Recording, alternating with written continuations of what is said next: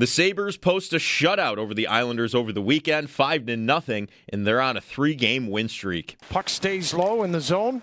And now here's McLeod with a chance. Near circle, short slot shot, rebound, score! Yep. Zucker came out from behind the net, and there is the first goal of the hockey game, and your Buffalo Sabres have it. It's 1-0. Jason Zucker had 2 goals. Alex Tuch, Tage Thompson, and Rasmus Dahlin also scored. Alex Lyon, of course, allowed 0 goals on 26 shots. Also, there's been a trade as the Sabres have acquired defenseman Gavin Bayreuther from the Carolina Hurricanes in exchange for forward Victor Nuchev, and they assigned Bayreuther to the Rochester Americans in the AHL there. So it's a depth defenseman addition for the Sabres. They're next in action tomorrow against the Maple Leafs with puck drop set for 7 o'clock. The Bills' coaching search continues as Sean McDermott was fired last week. And speaking of McDermott, NFL Network's Ian Rappaport believes it is likely he takes a year off from coaching.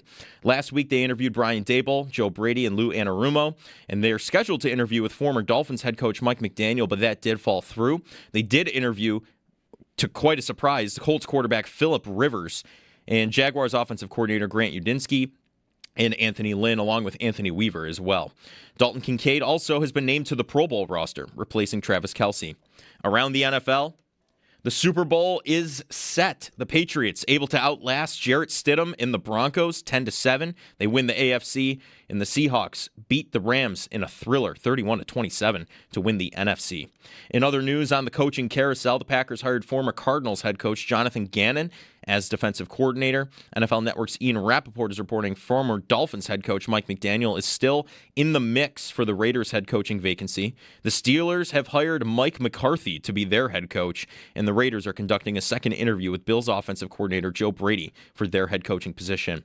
That's your Paddock Chevrolet Sports Update. Paddock Chevrolet celebrating 90 years of being your hometown dealership. I'm Joe Cali for WGR Sports Radio 550.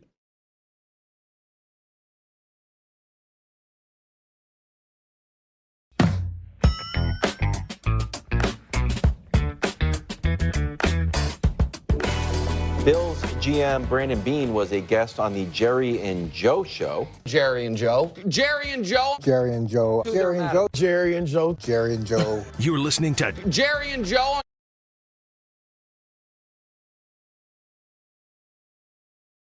All right, we're up and running. Good morning, everybody. It snowed a lot. I'm broadcasting from home. Joe's in the studio. I'm not broadcasting from home because of the snow. That's a long story. We'll get into another time. It could have easily been because of the snow, too. It could easily have been because of the snow. It's not because of the snow, but I'm here.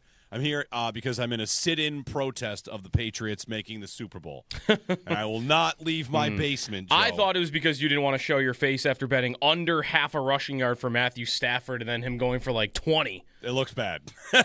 So, that's a bad loss. Yeah, that's tough. Never had a chance. No, it would have took a hell of a kneel down to get back to the to the zero on that one. That's right. Weren't we already dead anyway, or did I kill it? We might have been dead. I think we were dead already. All right. Fellas, I murdered it with the Travion Henderson. That was a bad one. He had like 5 yards. Did he show up? Was he even in Denver He had yesterday? 3 carries. Nice. So, parlay killer good strikes morning again.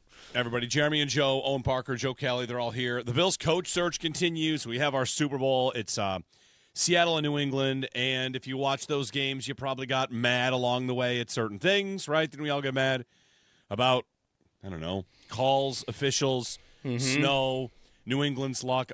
I'll try something on. Joe, I'll try something for you. Ready? Although I don't want to jinx it. Okay. The 05 – let me start again. The Patriots are the 05-06 Hurricanes, except they're going to get spanked in the final round. Yeah. Well, unless something happens to Sam Darnold between now and then. Right. He's already been hurt in one practice these playoffs. But New England, everybody kind of knows they're good. They're balanced. They've got a nice defense, and Drake May has not been great in these playoffs, and they kind of got lucky. They got a banged-up Chargers team. They got a banged-up Texans team, and they got a banged-up Broncos team, and, there you go. Have a good time, I guess. Yeah, pretty much. I mean, I saw yesterday that they were the first team in NFL history to beat 3 top 5 defenses in the playoffs. But it just Drake May has not been that good. Drake May getting 500 yards in 3 games and a couple of turnovers, tons of fumbles, tons of sacks, and making it to the Super Bowl is, I think, the biggest twist of the knife for Bills fans is that their quarterback was just able to get to the Super Bowl without really having to do all that much. And I think they're good. I think he was one of the best 2 quarterbacks in the NFL all regular season. And if he wins the MVP, I don't even think it's that crazy. But it getting the benefit of getting to the big game without having really put a signature performance on the field in the playoffs, I mean, that's a little bit of luck, and that's also, I think, part of the stat that I just read. It was 3 top 5 defenses. It was not 3 top 5 offenses. He never really got pushed to do that. I don't know if he would have been able to had he played the Bills. What would that game have looked like? Probably more offensive. Yeah. But it doesn't look good statistically for him making it to the Super Bowl. I think if they played the Bills, it looks more like the first matchup between the Bills and Patriots than the second one because Milton Williams returning and their defensive line being back to 100% pretty much makes a difference. But I don't know. I guess it all comes down to, since we are always forced to live in the world where the national conversation is about legacy stuff, like I'm fully ready for today to be about Darnold made it and Allen and Jackson haven't. And that'll be like the conversation for 5 days. And you all out there can decide how upset to get about that, like how much that actually bothers you. Yeah. Because, you have to consume it. But what are we supposed to do with it, right? Like, what is it? Don't we know? I mean, yeah. What are we going to do? Say that they should have drafted Darnold? Like, there's no next step to really take it to, right? The other person I'm thinking about today is Billy Beane, GM of the A's. Oakland A's, who said the job of a GM is to get to the playoffs and then it's a crapshoot, right? Like, that's how he always felt. That I get them there, and then who knows what happens. Weird stuff happens. And isn't this NFL season about weird stuff happening? Like, I got Jarrett Stidham. Great. Congratulations. The snow comes in. The Patriots' only touchdown comes courtesy of a Stidham just disaster class. Yep. So what are you supposed to do about it? Like, I don't know. You get as mad as you want. No, I mean, what are you supposed to do about it? I mean, I watched the game yesterday and see tons of talent all over the field on both sides. I'm talking about the NFC Championship game. Yep. So, like, what are you supposed to do about it? How about just surround your quarterback with as much talent as humanly possible? Yeah. And I don't want to take too much credit away from the coaching in Seattle, too, because I think they are top-notch on that front. I mean, both sides, right? The Rams, too. But both sides of the ball. JSN on offense and Shaheed on offense and Kenneth Walker. They finally gave him the football, and that looked good. And defensively, it's Eminwari. Like, they just got dudes everywhere. Guys that make great splash plays, elite-level plays. Like, they get the coaching, too.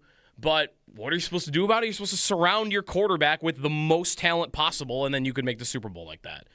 And Darnold was good, too. He didn't get there by lucking his way into it. I mean, he has the oblique injury, and he had his I think it was his season high in passing yesterday against the Rams.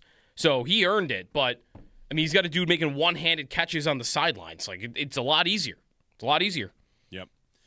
Yeah, I also had the thought about that game watching JSN, Kupp, and Shaheed and thinking how just forget about good versus bad. Body type, build, skill set, right? Like, yep. That's a different skill set than the Bills have really kind of shifted towards at receiver.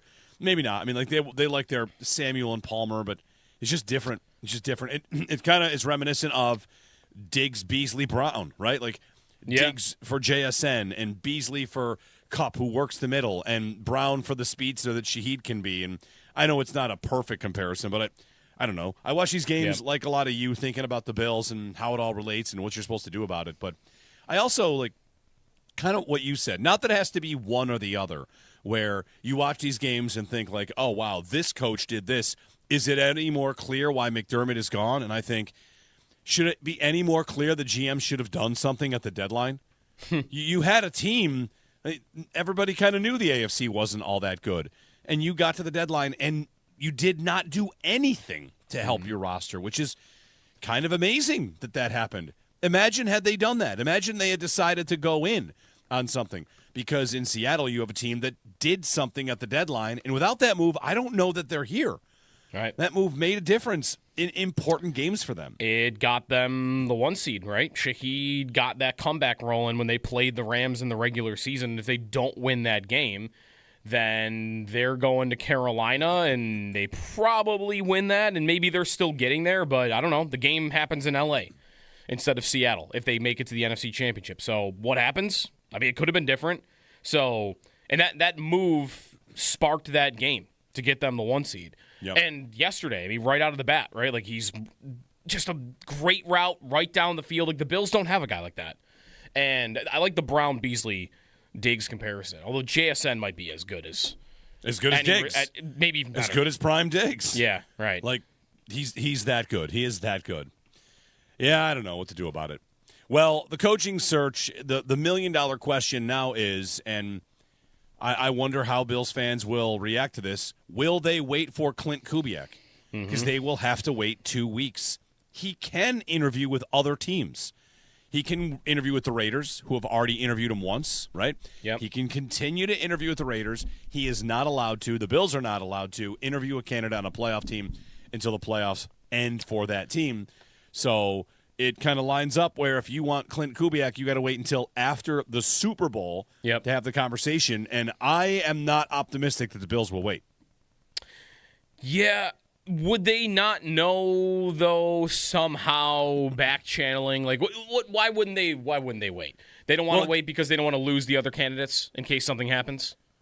I don't even know what back channeling would do. This is not just it would it's confirm not signing a guard. This is you want to talk to a candidate about your head coach, and you want him to meet with Josh Allen, and you want to get all the same level of job interview that you would have had for everybody else. You can tell him you're interested, and he could say, like, sounds great. The question is, like the Bills can wait, and he might not sign anywhere, of course, because he's going to go to the Super Bowl. Yeah, I'm saying back channeling like that he would definitely take this job if you waited for him, and not go, okay, we're going to wait 2 weeks, and then we talk to him, and then he goes, yeah, you know what?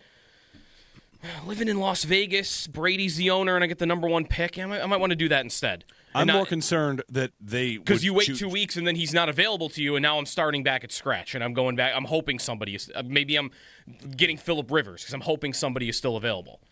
Right. No, I'm more concerned that they won't interview him because they'll just decide it's not worth waiting. We're good enough. We're happy. It's going to be insert name here, whether that's Brian Daboll as head coach or Rivers as the head coach with Daboll as the OC. Like, is that a possibility, right? They said they wanted a CEO type. Are they worried about Daboll's sideline demeanor as something they don't want? Like, I am not eliminating Phillip Rivers as a possibility. I mean, Rappaport keeps talking like it's a real thing. Nobody's really like, oh, this is just a courtesy interview to get his coaching career going.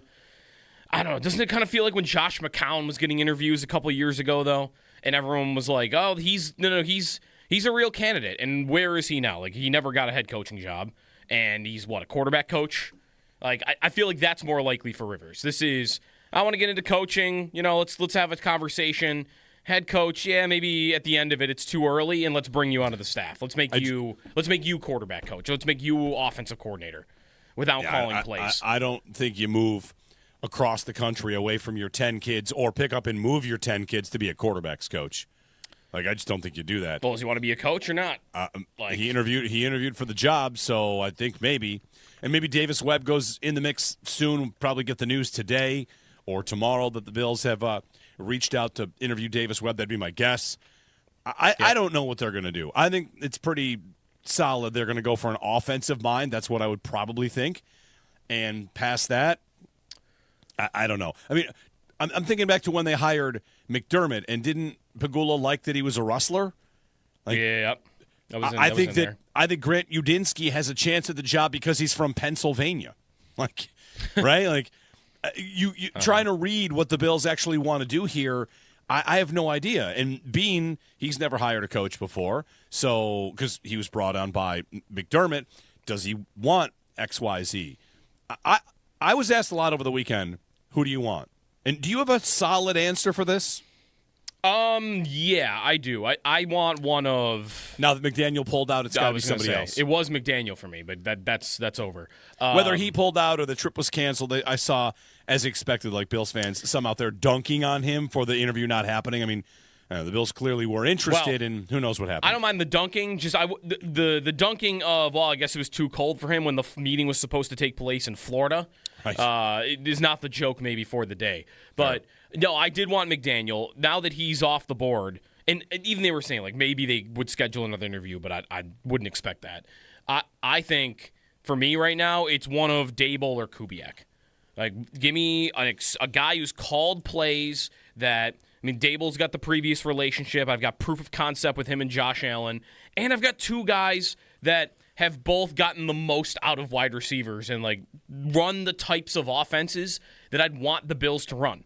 They don't look like Joe Brady offenses to me. Like, they are attacking down the field, and that's even in today's game when running the ball is more common and there's two safety shells and whatnot. Like, I think right now one of those two would be my preference. So if they just decided we're not waiting for Kubiak and they hire Dable, like, I'd be all in for that.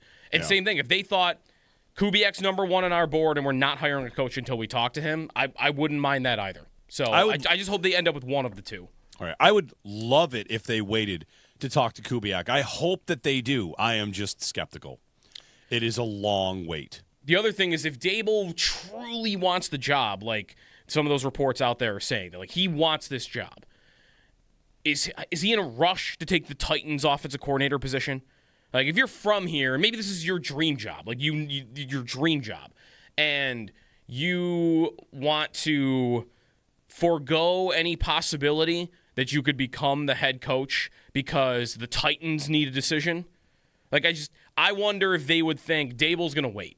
And if he does, then that's kind of our, I don't know if I want to call it a plan B, but just we've got a guy ready to go if something we don't like about Kubiak in the interview process, or he doesn't want to come here for some reason at the end of it, that Dable is there sitting and waiting for you. That would be my hope of how the process would go. 803-0550, 1-888-550-2550. Want to share a thought on the coaching process? You can. On the Super Bowl matchup, you can. I do have one quick stat of the day for you, which is, it's a little bit of a stat. It's more of just a note about the Seahawks and a testament to them, that their GM is the first GM to make a Super Bowl with the same team twice, with none of the same players and not the same coach. Yeah. Pretty good. Right? Yep. Pretty good. That's not, we made it twice in 5 years. That's everybody replaced. He got there again. Yep.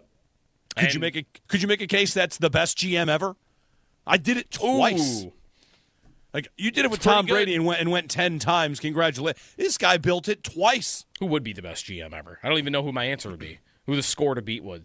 I mean, it's pretty good. He also, like, I'd want to give him credit for kind of starting the next cycle, right? Like, he didn't do, like, the Giants did this. Like, after Eli had won 2 Super Bowls, and maybe it's different because it's 2, they hung on and hung on and hung on, like, 3 to 5 years longer than they probably should have, and they just wasted away not making the playoffs because they just didn't want to.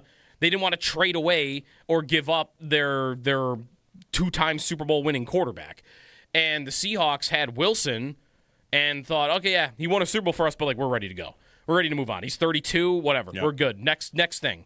And they tried it with Geno, but like to me, starting the cycle towards we're going to give our Super Bowl winning quarterback to somebody else because we think we could do better is to me like a testament to them, because I don't think a lot of GMs would. A lot of organizations maybe would even be willing to do that. A lot of teams would just be saying like, no, he won a Super Bowl here. He is here until the end of his career. Yep. Credit the Seahawks. And then, of course, John the Patriots. Steiner. Who is the best GM of all time? Is there a consensus? No idea. I hadn't thought of like it until who's right now. who's the Niners GM in the 80s? I don't know. But half of that is going to be like I want to make the point about how didn't either time really we think, well, I guess Russell Wilson was great at the time, but and here's Darnold, who looks great. Yeah. All right, we'll get some calls in here. Matt in the car is up to lead us off here on a football Monday of sorts. It's follow-up championship Sunday. Matt, good morning. Good morning. How are you guys? Good. So, I like, what a week. Like, what a week. I mean, I'm just going to go off on a rant here. One, I thought McDermott should have been fired. I think the way how they did it was absolutely classless. When you spend more time promoting your GM who has done nothing, and could actually be even more at fault for this whole thing. The Bills right now are a circus, as far as I'm concerned. They are a circus. It's like, you want to know what? Buy a ticket, like, go to the show. The press conference, Terry Pagula, absolutely a joke. What are we doing? And as far as, like, the Patriots, like, going to the Super Bowl, I mean, that pisses me off. I'm not going to lie, it does. And the thing that really makes me mad about the whole thing is that how their track record was to get to the Super Bowl. And it's like, you want to know what? Like, Allen, I just think, like, Drake May versus Josh Allen, like, Bills versus Patriots, like, over the last, like, 9 years, like, what are we doing? Like, Bean needs to get his head together. At least we got the Sabres. I mean, that's all I got. Thanks, guys. Thanks, man. It's been a while since at least we have the Sabres. I can't remember the last time we had that. I don't think the Bills are a circus. I don't think so. If they hire Rivers, there will be people that treat them like a circus. I think that's right. Mm-hmm. If they hire Brian Daboll, there will be critics that say, like, running it back again, another retread. They've decided to kind of chart a bold, I want to say, path. Think about how many football fans have Tony Dungy, John Gruden ready to go, top of their mind, as a success story. Mm-hmm. And they have made McDermott that. And if they win the Super Bowl, thoughts and prayers to Sean McDermott, not even being, like, snarky there, just your name will be associated now like Tony Dungy's was. And Tony Dungy was able to win a Super Bowl, so good for him. But if you're Marty Schottenheimer has this title too, as he was good, but he was never good enough. And like, I've defended McDermott plenty along the way. I think the GM could do a much better job. But I saw something this weekend. I was going to save it for a little later in the show, but I'll give it to you now, and maybe like get to it a couple times, because this was reading this little note about the Bills and what they've done in the last 6 years. Something changed in the way that I viewed them, and I feel like, whatever, it might work for you too. So maybe you've heard this, that teams to win a playoff game in 6 straight years, that 3 of them are dynasties and the other one's the Bills. Yep. Right? Like, it's the Cowboys in the early 90s, it's the Patriots in the mid-2000s, and it's the Chiefs 2018 to 2024. Those are the 3 teams to win a playoff game in 6 straight years. And the other one is the Bills. Yep. Which maybe you heard that and think, like, wow, what a sign of underachievement. That you've been that good. But then it was pointed out in a quote tweet, Joe, that the Bills are only on the list because of the extra wild card game. They wouldn't be there. Right. They have twice lost as the 2 seed in the first game. So I almost, when I read that the first time, I thought, man, I'm an idiot. I'm ashamed of myself.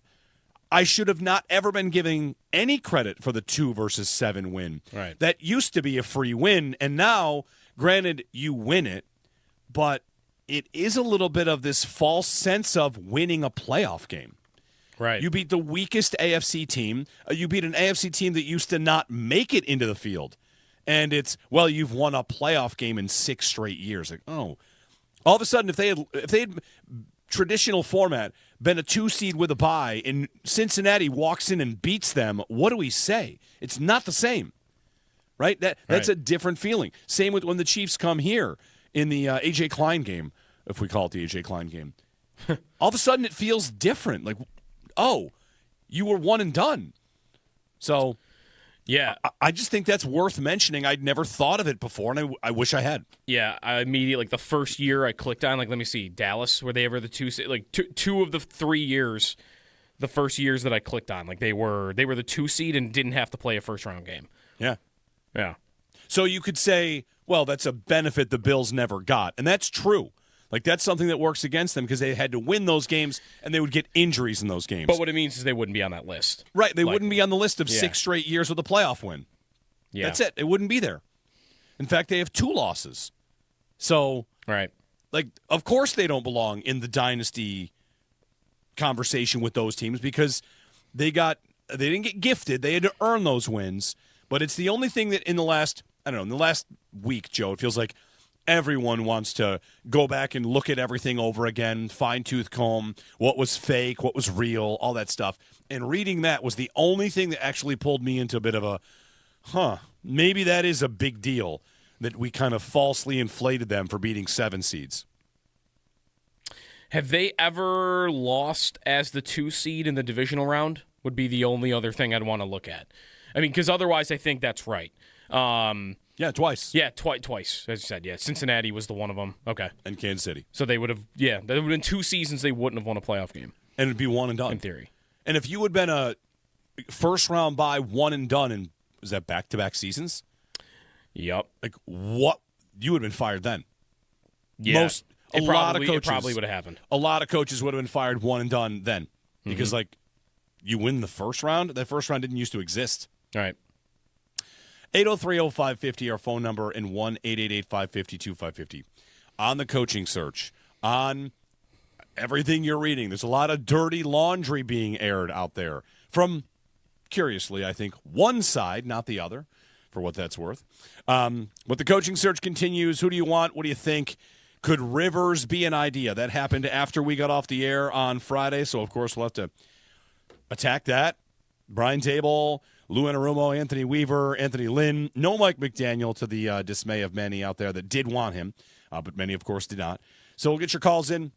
Sal joins us at 8 o'clock, and we'll roll, even though it's the Patriots in the Super Bowl again. Although I feel like Jarrett Stidham would have been offensive also after watching him play past the first drive. So Seattle and New England at it again. Jeremy and Joe here on WGR.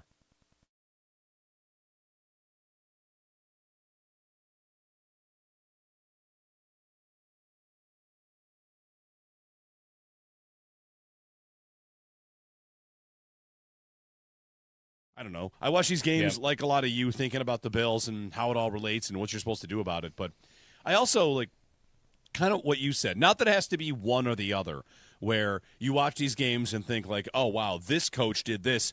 Is it any more clear why McDermott is gone? And I think, should it be any more clear the GM should have done something at the deadline?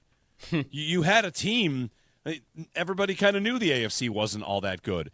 And you got to the deadline and you did not do anything to help your roster, which is kind of amazing that happened. Imagine had they done that. Imagine they had decided to go in on something. Because in Seattle, you have a team that did something at the deadline. And without that move, I don't know that they're here.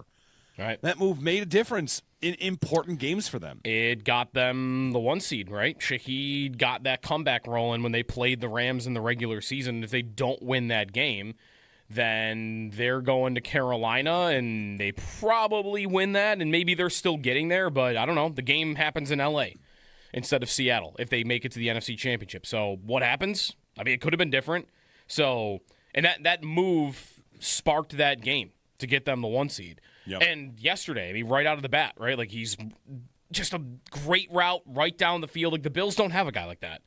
And I like the Brown-Beasley Diggs comparison, although JSN might be as good as Diggs, maybe even better. As good as prime Diggs. Yeah, right. Like he's that good. He is that good. Yeah, I don't know what to do about it.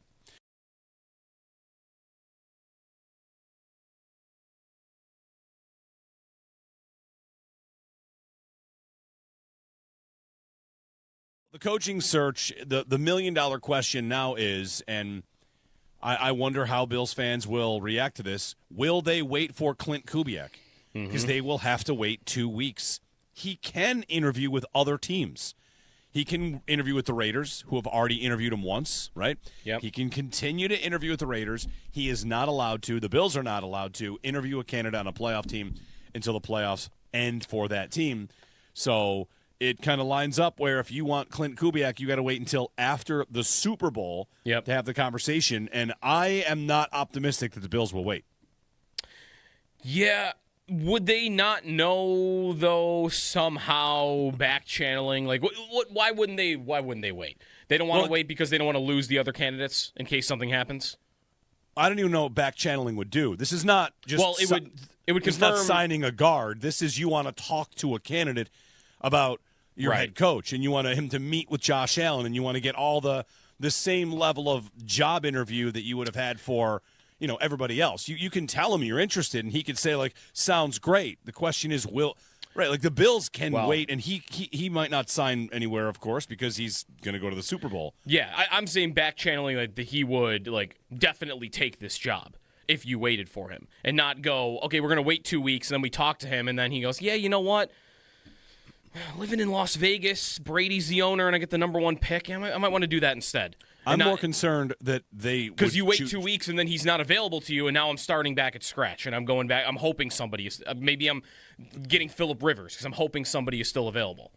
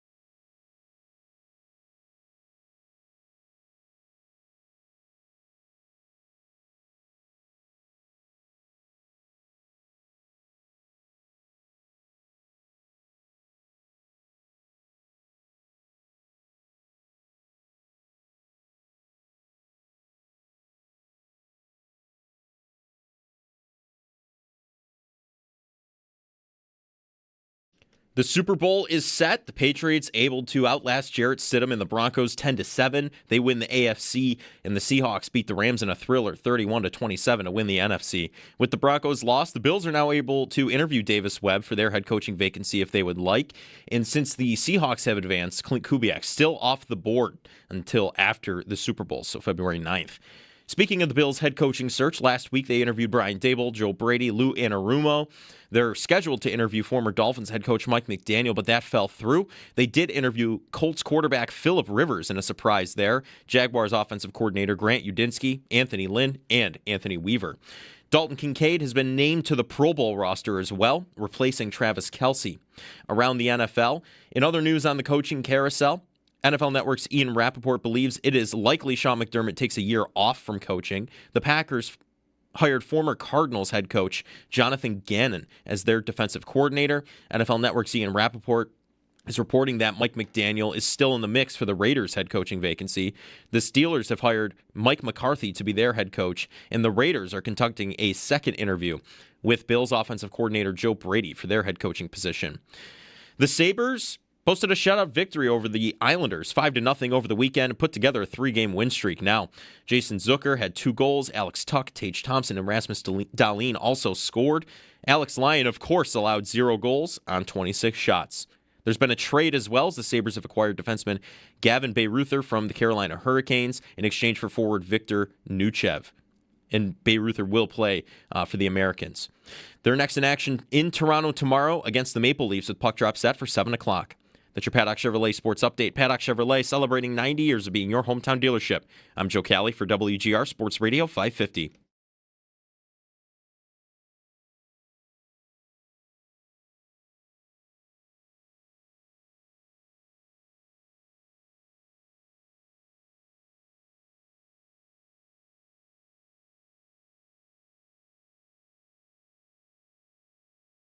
Done a great job. Third down here over the middle. Cooper Kupp. It's in. Touchdown, Seahawks.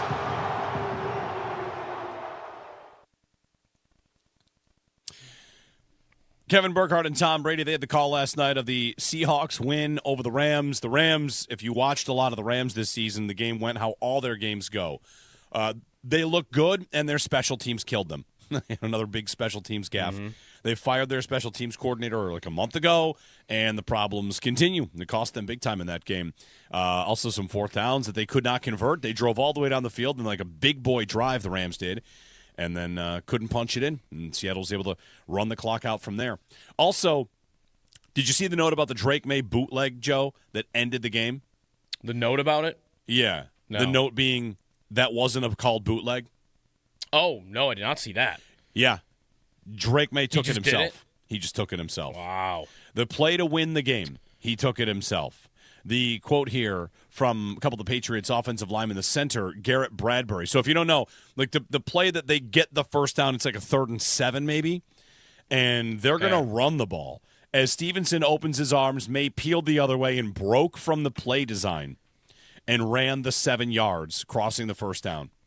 And this is what Garrett Bradbury said. After the game, Drake's like, I debated telling you guys if I was going to keep it or not, but I just decided not to. Wow.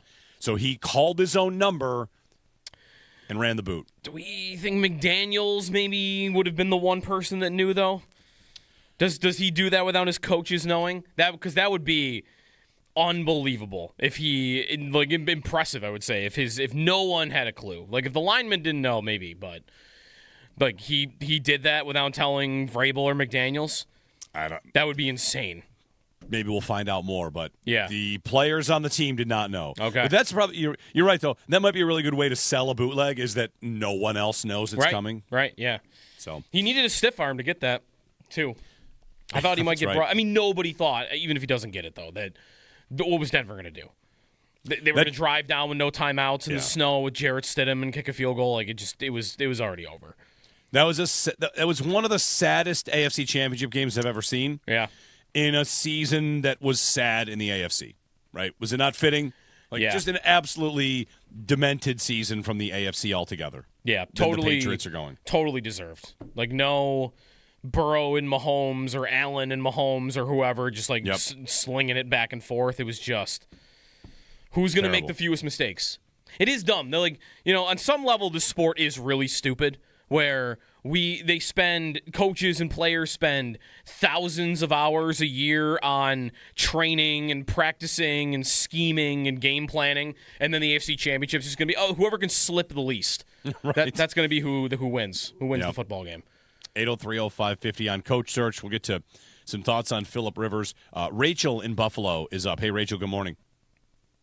Oh, hi. Good morning. Hi. Good morning. I want to thank you guys for just being on every day. I've tried over the last couple weeks, and every time I get on hold, my dog has to go out.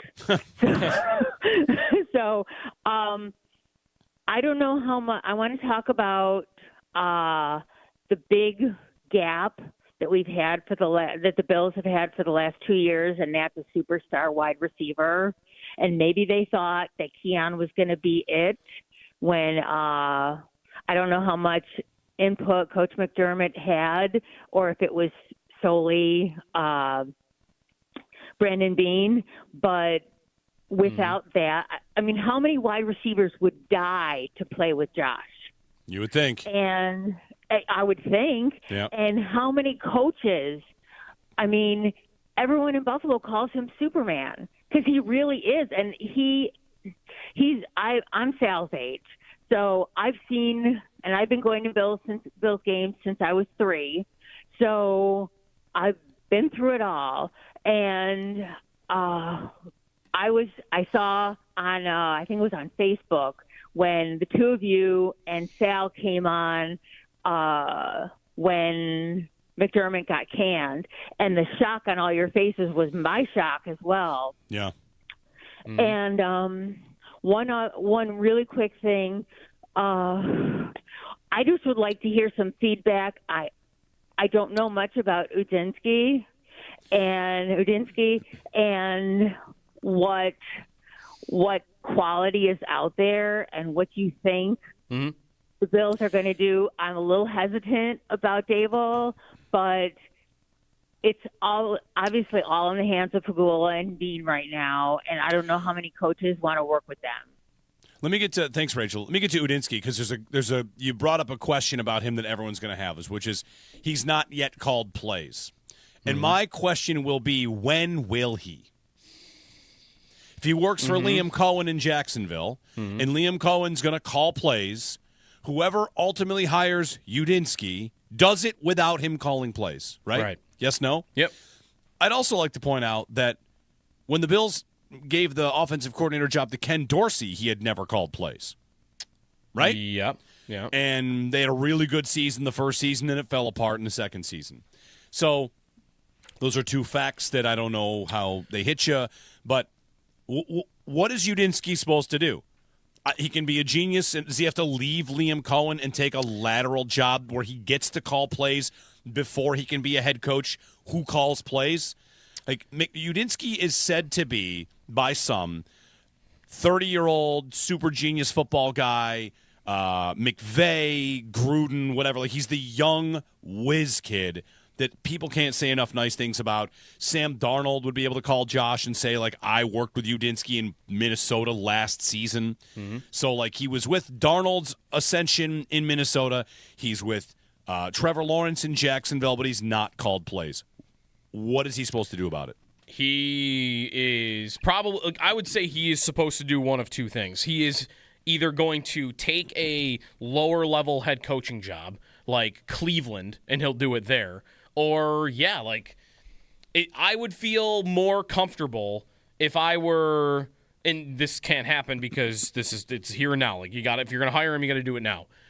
If I were the Bills and he had a year ago gone to Houston, some team with a defensive-minded head coach, anywhere, and he was the sole responsibility of the offense and calling plays, and that had gone well for him, I'd be all in. Even 1 year, give me 1 year that I know you can do that one particular skill, and I would feel a lot more comfortable. It's not my least favorite idea. He might be like my third favorite idea, honestly. I just would rate Dable or Kubiak higher because I know what that looks like.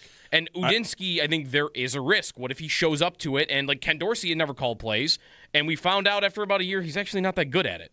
And I would be afraid a little bit, not enough to put him further down the list, that he just wouldn't be able to do it, or he wouldn't be as good at it as his reputation as a coach overall right now is. This is a question I don't know the answer to off the top of my head. Had Mike McDaniel called plays before going to Miami? That's a good question. Because I would assume he didn't. Right? Isn't he a run game coordinator for the 49ers? Run game coordinator. So maybe he was calling the run plays. So this is it. Yeah. Do you want to wait for him to go somewhere else and hope that your hire works, or do you just want to say, like, I like the guy? Like, I think so much of this conversation about a coaching search from us on the outside, myself included, is everyone just guessing at whether or not someone is a leader, right? Is Grant Udinski a leader? I have no idea. I wouldn't say he's not. People said about Ben Johnson, is he a leader? And that was kind of a knock against him for a while, and he certainly looks like one after one season. So he's had a lot of success. He's worked with guys that Josh would know well, so Josh might be able to get a little bit of the lowdown on him. That said, I don't expect him to hire him. I mean, he interviewed yesterday. I've not seen any insider. We've not gotten a ton of the so-and-so's interview went really well. Nothing like that, right? Nothing like that on Rivers. Not that I've seen. Not publicly Schefter, Diana Rossini saying anything about how the interviews have gone. So maybe that's going to be kept in-house. Maybe these candidates have been told, let's keep it quiet. Please do not say anything. And if you do, you end up looking bad in their eyes. That's very possible once they get to the point of actually talking. What I've seen a lot of is that Udinski might be the favorite for the Browns job. Right now, he's had 2 interviews. I thought I read a story that he was impressive to them, and then maybe he's even the betting favorite right now there also. So, yeah, I don't mind the idea. He could be great at it. He could really – that's why, I would rather have him than any of the defensive guys that we're talking about right now. Because for me, the number one thing I want them to get is the best play caller they can get their hands on. So, his chops and, his potential for that are really strong. Like, I like his background working under O'Connell for multiple years and then under Cohen for a year. Like, I think he could definitely be good at it. But I just would rather, if it came down to one of the two, I know Kubiak is good at it.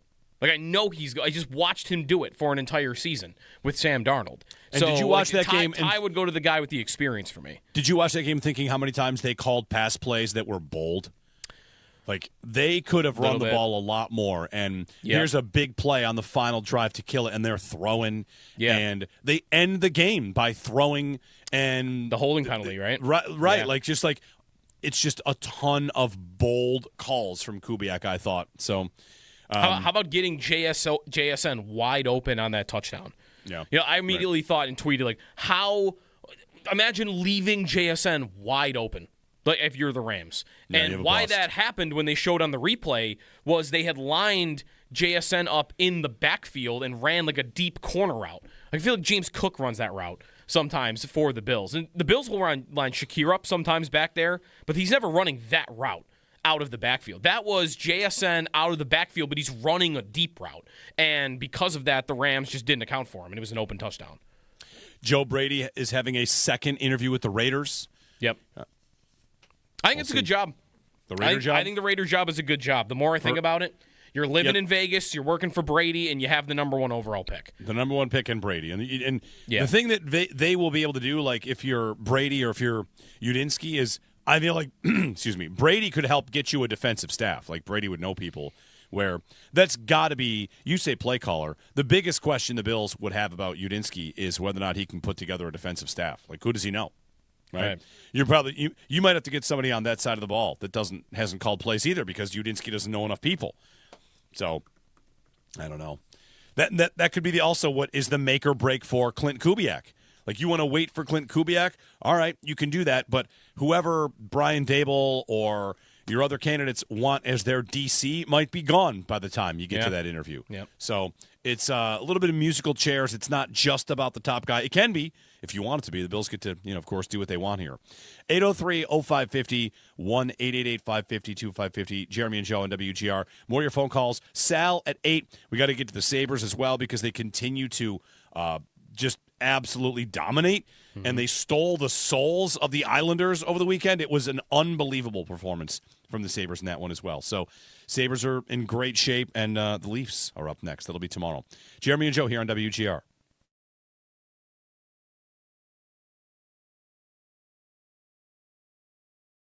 I'll try something on. Joe, I'll try something for you. Ready? Although I don't want to jinx it. Okay. The 05 sorry, let me start again. The Patriots are the 05-06 Hurricanes, except they're going to get spanked in the final round. Yeah. Well, unless something happens to Sam Darnold between now and then. Right. He's already been hurt in one practice these playoffs. But I mean, New England, everybody kind of knows they're good. They're balanced. They've got a nice defense, and Drake May has not been great in these playoffs, and they kind of got lucky. They got a banged-up Chargers team. They got a banged-up Texans team, and they got a banged-up Broncos team, and, there you go. Have a good time, I guess. Yeah, pretty much. I mean, I saw yesterday that they were the first team in NFL history to beat 3 top 5 defenses in the playoffs. But it just, Drake May has not been that good. Drake May getting 500 yards in 3 games and a couple of turnovers, tons of fumbles, tons of sacks, and making it to the Super Bowl is, I think, the biggest twist of the knife for Bills fans is that their quarterback was just able to get to the Super Bowl without really having to do all that much. And I think they're good. I think he was one of the best 2 quarterbacks in the NFL all regular season, and if he wins the MVP, I don't even think it's that crazy. But it getting the benefit of getting to the big game without having really put a signature performance on the field in the playoffs, I mean, that's a little bit of luck, and that's also, I think, part of the stat that I just read. It was 3 top 5 defenses. It was not 3 top 5 offenses. He never really got pushed to do that. I don't know if he would have been able to had he played the Bills. What would that game have looked like? Probably more offensive. Yeah. But it doesn't look good statistically for him making it to the Super Bowl.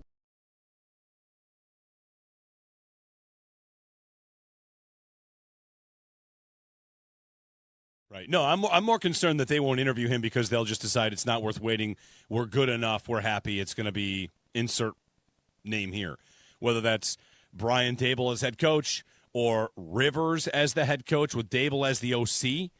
Like, is that a possibility? Right? They said they wanted a CEO type. Are they worried about Daboll's sideline demeanor as something they don't want? Like, I am not eliminating Phillip Rivers as a possibility. I mean, Rappaport keeps talking like it's a real thing. Nobody's really like, oh, this is just a courtesy interview to get his coaching career going. I don't know. Doesn't it kind of feel like when Josh McCown was getting interviews a couple of years ago, though, and everyone was like, oh, he's a real candidate. And where is he now? Like, he never got a head coaching job, and he's a quarterback coach.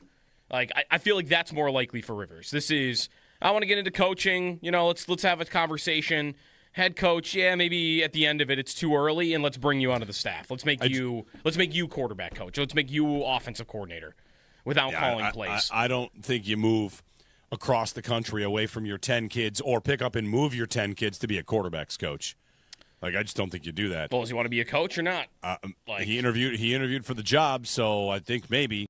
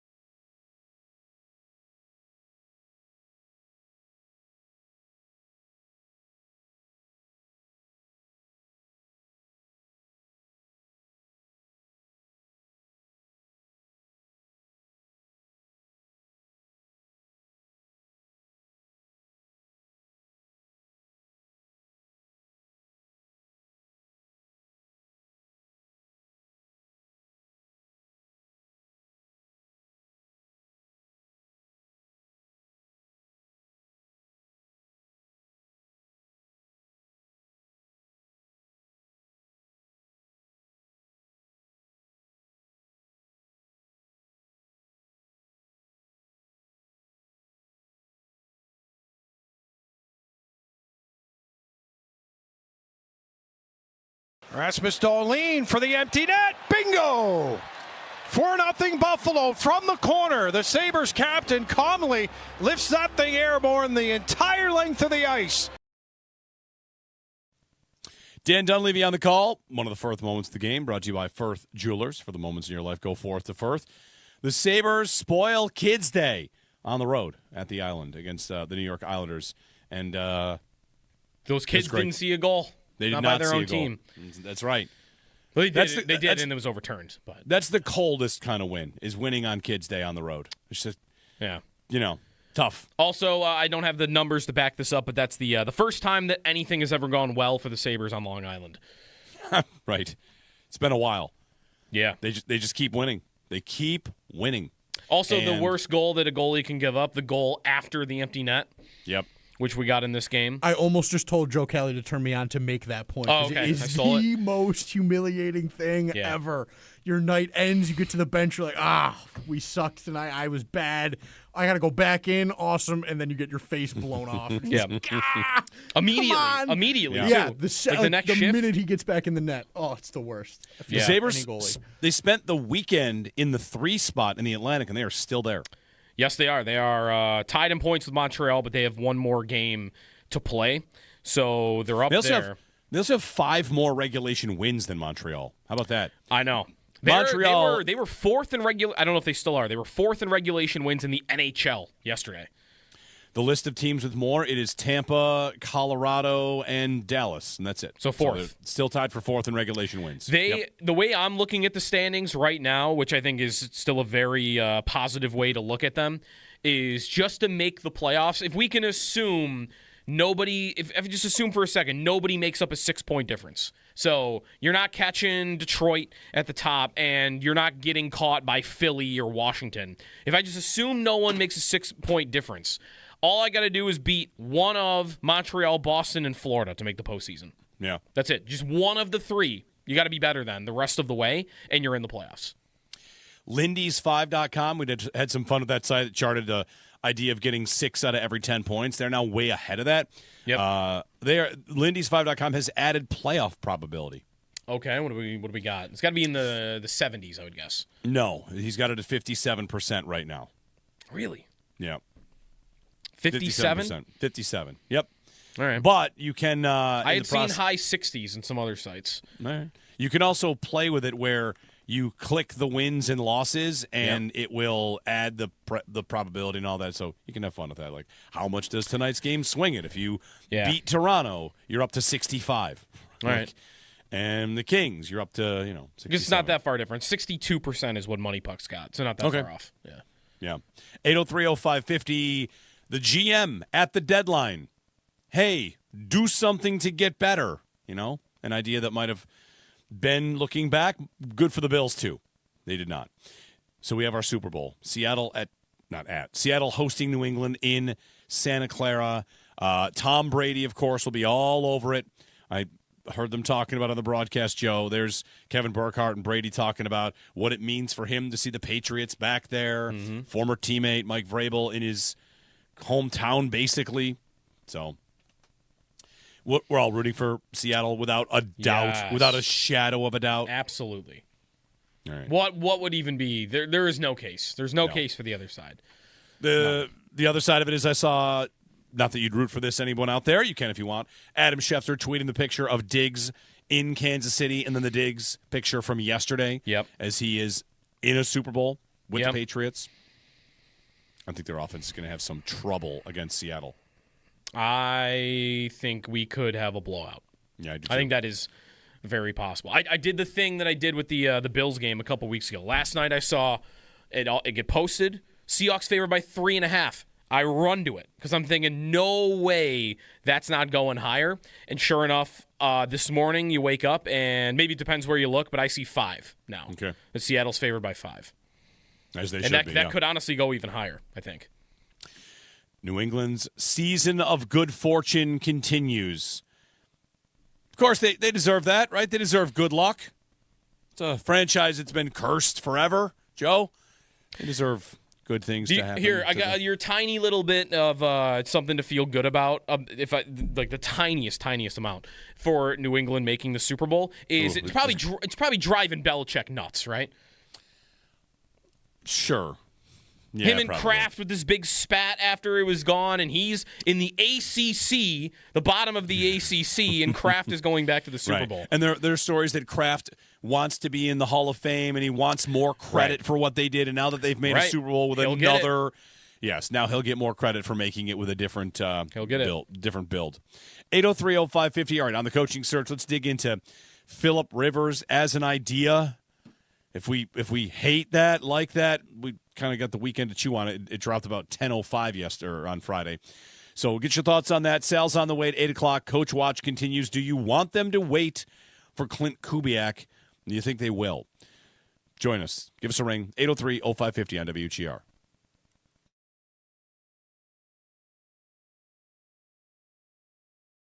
I don't know. I watch these games like a lot of you, thinking about the Bills and how it all relates and what you're supposed to do about it. But I also like kind of what you said. Not that it has to be one or the other, where you watch these games and think like, oh, wow, this coach did this. Is it any more clear why McDermott is gone? And I think, should it be any more clear the GM should have done something at the deadline? You had a team Everybody kind of knew the AFC wasn't all that good. And you got to the deadline, and you did not do anything to help your roster, which is kind of amazing that happened. Imagine had they done that. Imagine they had decided to go in on something. Because in Seattle, you have a team that did something at the deadline, and without that move, I don't know that they're here. Right. That move made a difference in important games for them. It got them the 1 seed, right? Shaheed got that comeback rolling when they played the Rams in the regular season. If they don't win that game, then they're going to Carolina, and they probably win that, and maybe they're still getting there, but I don't know. The game happens in L.A. instead of Seattle if they make it to the NFC Championship. So what happens? I mean, it could have been different. So, and that move sparked that game to get them the 1 seed. Yep. And yesterday, I mean, right out of the bat, right? Like, he's just a great route right down the field. Like, the Bills don't have a guy like that. And I like the Brown-Beasley-Diggs comparison, although JSN might be as good as Diggs. Maybe as good as Prime Diggs. Yeah, right. Like, he's that good. He is that good. Yeah, I don't know what to do about it.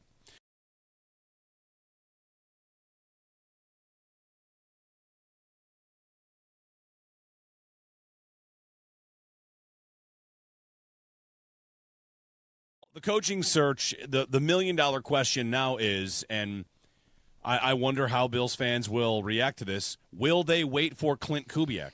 Because they will have to wait 2 weeks. He can interview with other teams. He can interview with the Raiders, who have already interviewed him once, right? Yep. He can continue to interview with the Raiders. He is not allowed to, the Bills are not allowed to, interview a candidate on a playoff team until the playoffs end for that team. So it kind of lines up where if you want Clint Kubiak, you got to wait until after the Super Bowl to have the conversation. And I am not optimistic that the Bills will wait. Yeah. Would they not know, though, somehow back channeling? Like, why wouldn't they wait? They don't want to wait because they don't want to lose the other candidates in case something happens? I don't even know what back channeling would do. This is not just it would it's not signing a guard. This is you want to talk to a candidate about your head coach, and you want him to meet with Josh Allen, and you want to get all the same level of job interview that you would have had for everybody else. You can tell him you're interested, and he could say, like, sounds great. The question is, like the Bills can wait, and he might not sign anywhere, of course, because he's going to go to the Super Bowl. Yeah, I'm saying back channeling that he would definitely take this job if you waited for him, and not go, okay, we're going to wait 2 weeks, and then we talk to him, and then he goes, yeah, you know what? Living in Las Vegas, Brady's the owner, and I get the number 1 pick. I might want to do that instead. I'm more concerned that because you wait 2 weeks and then he's not available to you, and now I'm starting back at scratch, and I'm going back. I'm hoping somebody is. Maybe I'm getting Phillip Rivers because I'm hoping somebody is still available.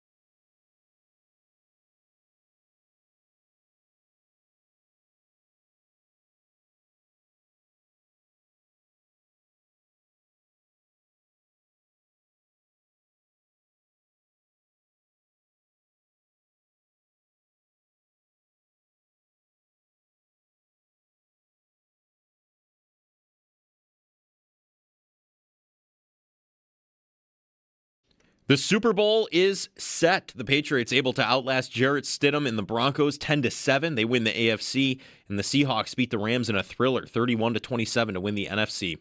With the Broncos loss, the Bills now able to interview Davis Webb for their head coaching vacancy if they would like. And since the Seahawks have advanced, Clint Kubiak is off the board until after the Super Bowl.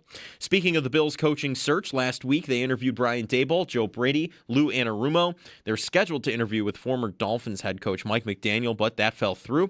They did interview Colts quarterback Phillip Rivers, Jaguars offensive coordinator Grant Udinski, Anthony Lynn, and Anthony Weaver.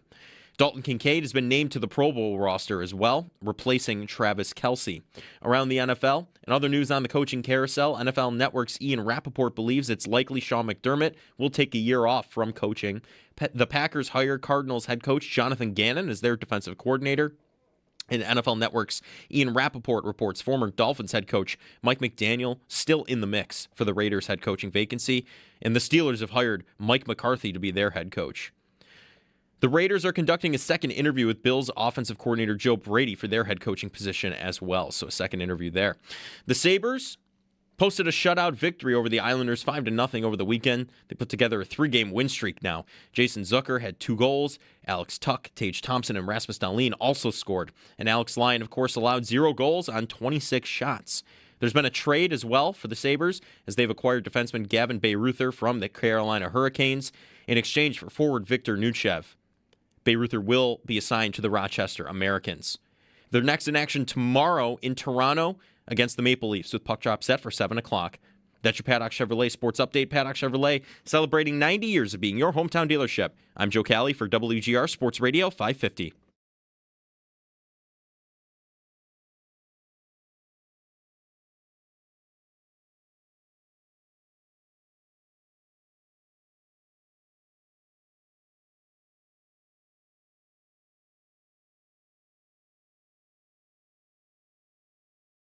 Always wanted to be a champion, always wanted to be a Super Bowl champion, and the opportunity was right there in front of us.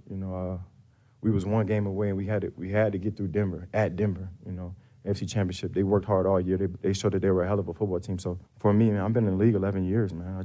I fell short so many times. I can't say nothing but perfect timing as of right now. I was coming off an ACL injury, you know what I'm saying, new team, new situation, new coaches, new teammates. It all happened exactly how it was supposed to, so I'm just appreciative. Former Bills wide receiver Stefon Diggs going to the Super Bowl with the New England Patriots. Good morning, Jeremy and Joe. You can give us a ring at 803-0550, talking coach search, talking championship Sunday, if you want that as well. And hopefully, if maybe you're hunkered down, maybe you got to get somewhere. We got a lot of snow over the course of yesterday, last night, and get where you got to go safely. I'm home, broadcasting from home today. You guys drove in. Road report for everybody out there? It actually, wasn't terrible. I think some of the snow was supposed to come maybe today.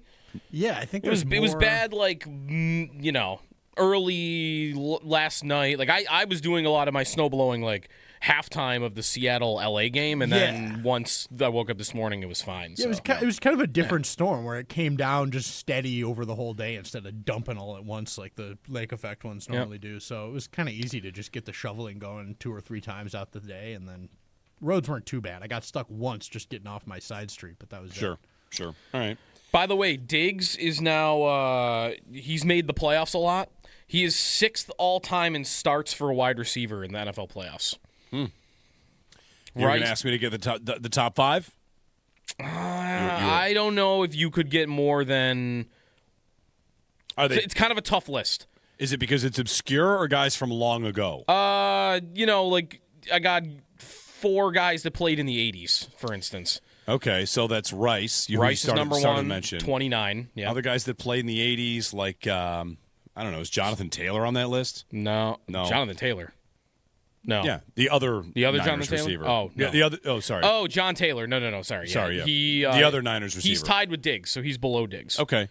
Or tied with Diggs. 80s. That's Cowboys. I mean, is Michael Irvin on the list? No. He's tied with Diggs also. Okay.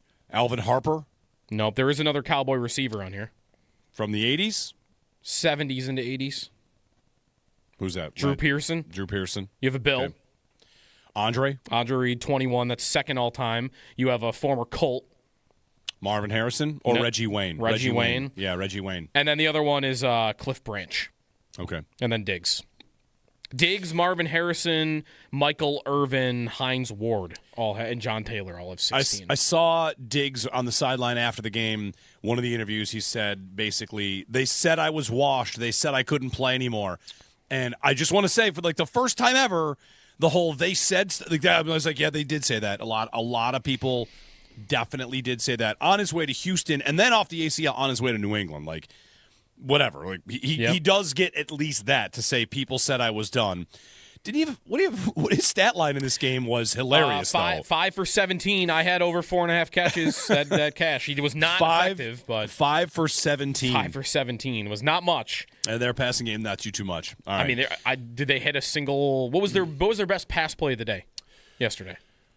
Drake May hit a 3rd and 16 or 3rd and 13 from their own 10 on a drive that ultimately went nowhere. A pass to Mac Hollins, I saw. Right. I mean, they kept trying to go to Butte down the field, and he was being covered by Surtain. Yeah. All day. That's just that was he erased him totally the entire game, and those two had been very important. And I don't know how much better it'll go for them against Seattle. Yeah. No, I think it's going to be bad. Seattle, and what will whatever. We have time to get to that. We'll do coach search too. 803-0550. The Bills, we expect to have requested permission to speak with Davis Webb. We expect to see that soon because they lost. Also, who else lost? The Rams. Could they approach Nate Scheelhaus? Sure.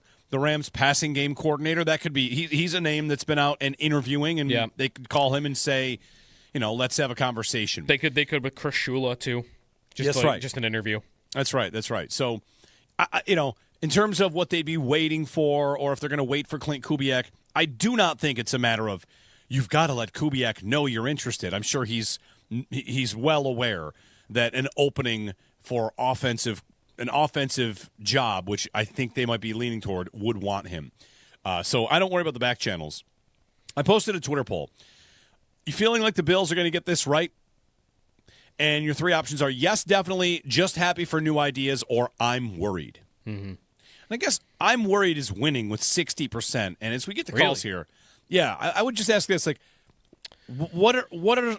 I'm not worried. What's everybody worried about? That it won't work?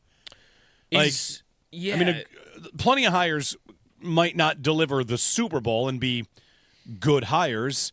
I know it's kind of like Super Bowl or bust, but I don't know that I'm worried. Wouldn't you need? Like, the way I treated that poll is, don't I have to need to be worried about someone specific to answer I'm worried? Right. If they're talking to Tomlin, I'm saying I'm worried. Yes, exactly. But they're not, so I'm not worried about that. Are people worried about the Rivers possibility? Maybe that's it. Should we be worried about that, or would that be just outside the box? You know what that sounds like? That sounds like a college football team that goes out and hires, a president, which is happening now in college football. Or it's very much also a hockey move, like a director. They'd have him be the CEO, right? Someone's going to run the offense, someone's going to run the defense, but he's going to be your CEO. He's going to be the front door of your franchise. Where do they get the idea? There's a good question. Yeah. Where does the Rivers idea come from? Does he call them and they say, sure, we'd never turn that down. Why not? Let's have a talk about it. Or does somebody bring the name up as, what if Rivers is the coach? Rivers and Allen apparently have a close relationship. This is something I've learned over the last couple days, too. So they have the same agent, too. Yeah, so, all right, they have a relationship on some level. And should I be worried about it? I could be convinced I should be worried about it, but I don't feel it right now. He's never coached. He was the offensive coordinator of a high school. But the idea would be somebody else would be like Dable would be the coordinator in that spot, I think. Okay, so that's right. So is that less scary? A little bit, yes. I would say that's less scary, but still risky. Risky nonetheless. I mean, does he know how to build a training camp program, or is he going to bring people in to guide him along on that? I don't know. I feel like the idea of him learning this as you go when Allen is 30 and you're trying to get over the hump is not the time. I'm not saying he can't be a coach. It's kind of like a more extreme version of maybe Udinsky for me. I gotta watch you learn this as we go and hope that you know what you're doing and that you're good at it because you were a quarterback and watched it for 20 years. I know. You might be good. He might be good at it, but I'm going in with so much unknown when the team is ready to go win. It's all about go win. He's not coaching. If the Browns want to hire him, that makes sense. But I don't know. The team being ready to go win, in what sense? The roster? No, the quarterback. Or the quarterback and the fans. You know, like the quarterback and the age of the quarterback. Like you're not giving him 2 years to figure out how to be a head coach. I'll tell you right now, if you told me I could get a Chris Olave level receiver, you can name whoever you want as the coach. I don't care. And that's very on brand for me. But I do think the thing that has stopped them the last 3 years is that. I don't think it's been McDermott that stopped them. I think it's they need somebody to catch the ball. Right. Not only catch the ball to help them get the 1 seed and catch the ball to be a better team and be more explosive, but to catch the ball on the last play of the season. Finish catching the ball. Have it in hands, hold it in hands, get up for the next play. Like, I think that they are that player away from having already been to one. So I know that that's my only. I'm a one-trick pony. I just say get receivers all the time, but I think they would have been to one if they hadn't. Does Phillip Rivers know that he can bring with him? Joe, I finally saw someone in the wild make the point that I quietly like to make sometimes, and it was Timo Risk of PFF said something to the effect of, "I know it's really hot to criticize Brandon Beane for the Keon Coleman pick, but the one to criticize him for is the Kincaid pick." And I think finally more. He's a good player, but that was a detour you didn't have to take. So whatever, he's on the team, keep him here. But he's a Pro Bowler. He's a Pro Bowler. Congratulations to him. He's a Pro Bowler. He missed a lot of the season, and he's a Pro Bowler. Very efficient tight end that they should throw it to more. Right? Did you see JSN's numbers at halftime of that game yesterday? Oh, it was crazy. 8 for 115 at halftime. I mean, yesterday should have been. I mean, watch Puka and JSN just trade blows back and forth. How could anyone watch this league and not think if Josh Allen had one of those again? They'll just be the easiest. I know it's not easy and teams can game plan, but you could have you could tell me Lou Anarumo can be the coach if the offensive coordinator walks in that building and says if you get me an Olave, I'll make this thing work, and I'll believe it. Yeah, I'll believe in it. I am more open to the Rivers idea. I mean, sure, right. If you tell me a receiver's coming, then I'm gonna be more happy about the offseason than almost no matter what a coach could be. But I feel like it has to come with a Dable. It has to come with a Dable. A proven play caller? Yeah, I need that. If he's going to be my head coach, but you tell me I've got a play caller that I trust is good at it, and you've added the things that I think they need to add at the roster, all right, I'll be in a good place going into next year. But that have to happen. It can't be Rivers as your coach and okay, we're gonna start the OC and now they're hiring the quarterback from his high school. Right? We mentioned Udinsky. What does Udinsky need to maybe get another head coach job if he doesn't get one in this cycle? I think Jags would have to maybe sign off on this. But lateral move. I don't want Rivers and Udinsky. I don't want you to promote Ronald Curry. I don't want him to bring in some unexpected. I need to have offensive coordinator is super critical if you hire Phillip Rivers as your head coach. Listen, this would be a good question for Sal, who we're going to talk to at 8. We'll get some calls in here.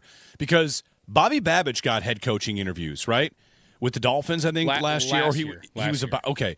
Yeah. And we wondered about calling plays. There was this big conversation in Babbage's first year where maybe Sal's going to lay this out for us. Maybe he got interviewed for the Dolphins' defensive coordinator job, and he was the Bills' defensive coordinator. That's what it was. And what ultimately happened was he stayed, and we wondered, does that mean he's calling plays? Yeah, the Dolphins wanted him for defensive coordinator interview, and he was the linebacker coach at the time, and then the Bills promoted him. Right. But the Bills not only promoted him, we would have thought, are you going to let him call plays? And this is the Grant Udinsky thing.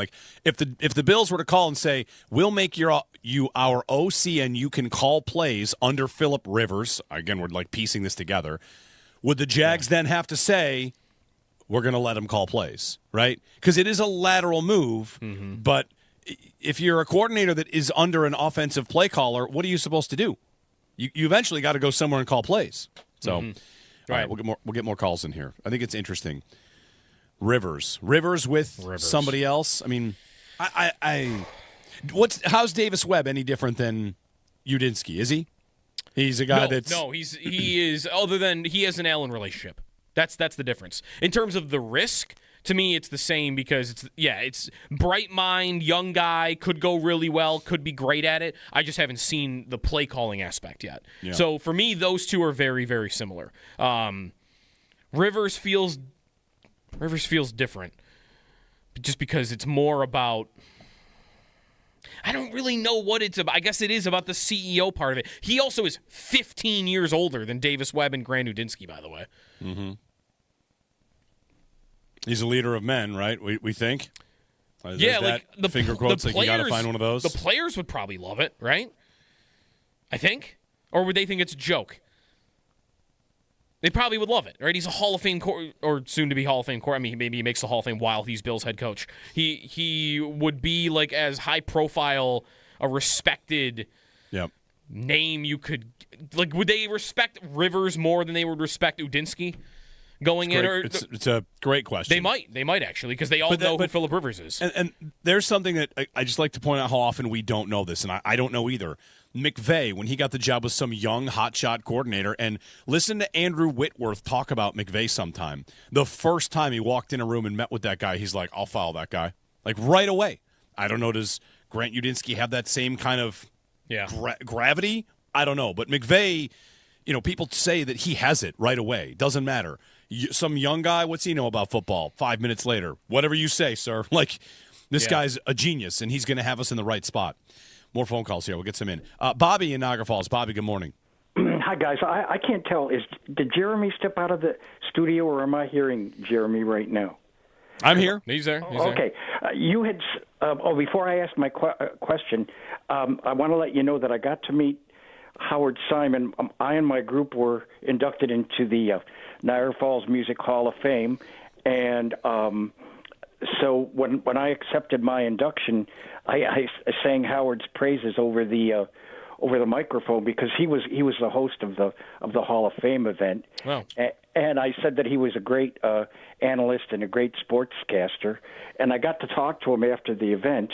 And but the only thing is that being blind, I still don't know what he looks like, and I'm curious as hell. But I was really excited that I got to meet him, and he talked to me for quite a long while. So I think I was more excited about that than the Hall of Fame induction. So now my question is, Jeremy, you had said, Jeremy, that you didn't think Bruce Arians would be available, and I just wondered why. But the other thing I want to say before I go is, Joe said a great phrase. It was very dramatic. I think he should go into theater because he said that the Sabres stole the soul of the Islanders. I thought that was cool. So thanks, guys. Thanks, Bobby. Yeah, thanks, Bobby. On Arians, he is flat out taking shots at the Bills for what they did. Yeah. And at Brandon Beane and saying, how did that guy get a raise? They don't have any players. So I love the idea. I think he'd be a great idea, but I don't think it's going to happen, and I'm not even sure he's even considering coming out of retirement. No, he's also 73 and hasn't coached in 5 years, so I would guess he's probably done for his career. Yep. It is worth wondering, like, we don't get in on these interviews. What do the candidates say when asked, what do you think of the roster? What do the candidates say? What questions are asked? The Browns are asking their coaches to take tests. The SAT? What are they taking? Like, they're taking actual tests? Was it the SAT? I saw they were having them they were doing something. Yeah. They're doing like personality tests and written essays. You got to do a written essay. It's a homework assignment. It's a real. Listen, it's a big job. If you want to do that, then I don't know. Data-driven operation in Cleveland. They spend an extraordinary amount of time gathering data. You're talking personality test, writing an essay, completing homework assignments, going into both the first and second rounds of interviews.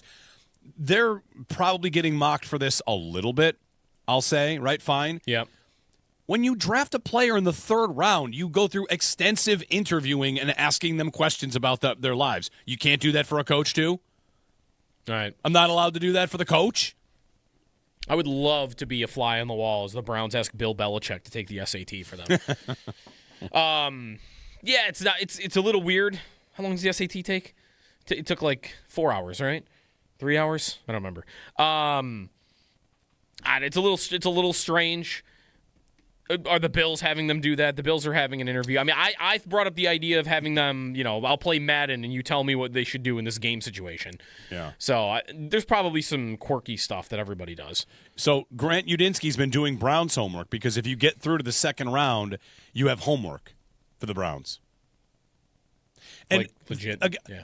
The other thing about that is I'm going to defend this decision from the Browns, and defending the Browns is not always easy to do, but let me find out which candidates are serious.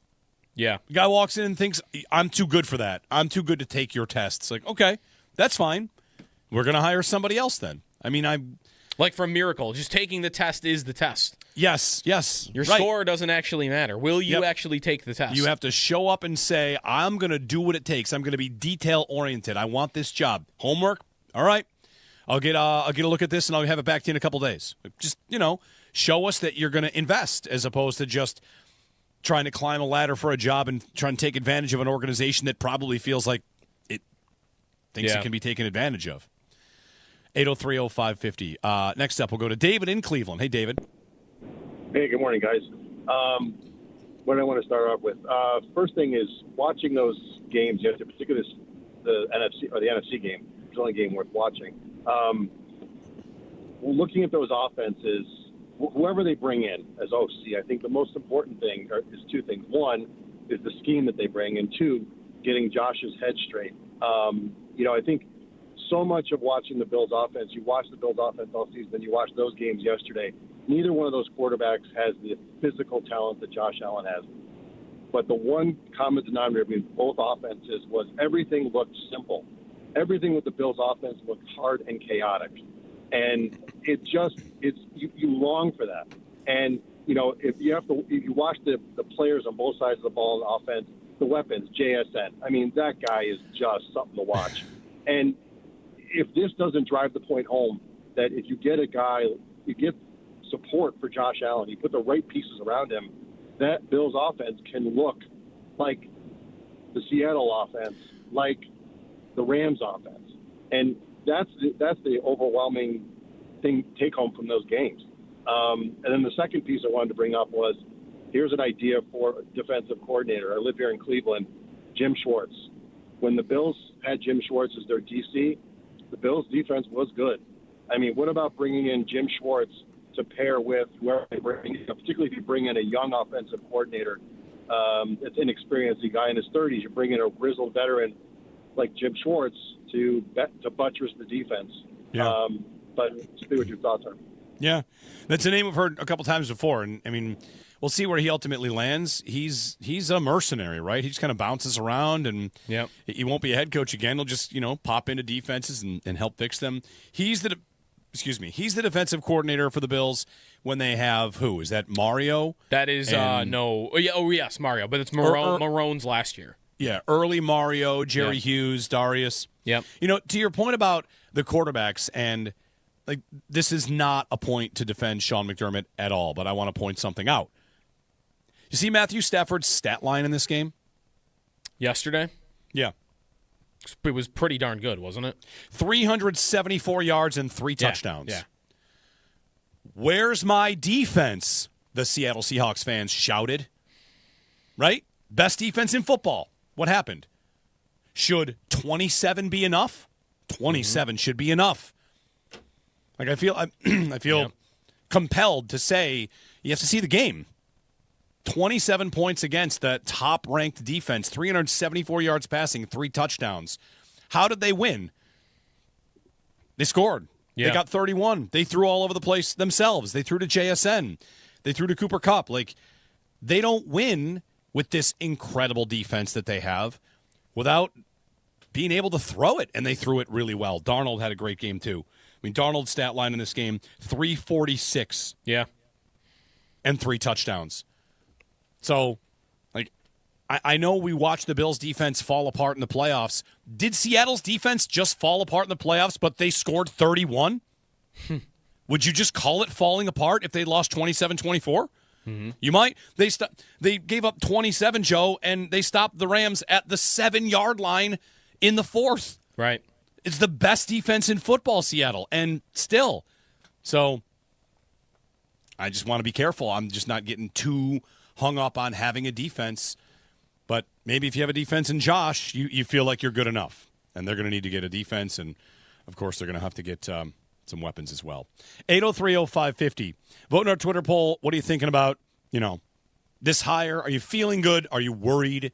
You can give us a ring. 803-0550. We'll get with Sal at 8 o'clock and, at some point mix in some more time for the Sabres and just maybe an airing of grievances about this actual Super Bowl that we are going to be subjected to. Have you heard the Patriot way said in the Wild yet? Because I have. Oh, no. Yeah. Not. On the post-game show, Mike Vrabel brought back the Patriot way. I heard that sentence uttered, and I went into a dark place for a little while. It was not fun. Anyway, 803-0550, our phone number. Jeremy and Joe on WGR.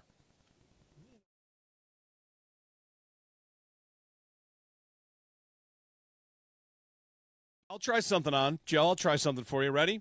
Although I don't want to jinx it. Okay. Sorry, let me start again. The Patriots are the 05-06 Hurricanes, except they're going to get spanked in the final round. Yeah. Well, unless something happens to Sam Darnold between now and then. Right. He's already been hurt in one practice these playoffs. But yeah. I mean, New England, everybody kind of knows they're good. They're balanced. They've got a nice defense, and Drake May has not been great in these playoffs, and they kind of got lucky. They got a banged-up Chargers team. They got a banged-up Texans team, and they got a banged-up Broncos team, and, there you go. Have a good time, I guess. Yeah, pretty much. I mean, I saw yesterday that they were the first team in NFL history to beat 3 top 5 defenses in the playoffs. But it just Drake May has not been that good. Drake May getting 500 yards in 3 games and a couple of turnovers, tons of fumbles, tons of sacks, and making it to the Super Bowl is, I think, the biggest twist of the knife for Bills fans is that their quarterback was just able to get to the Super Bowl without really having to do all that much. And I think they're good. I think he was one of the best 2 quarterbacks in the NFL all regular season. And if he wins the MVP, I don't even think it's that crazy.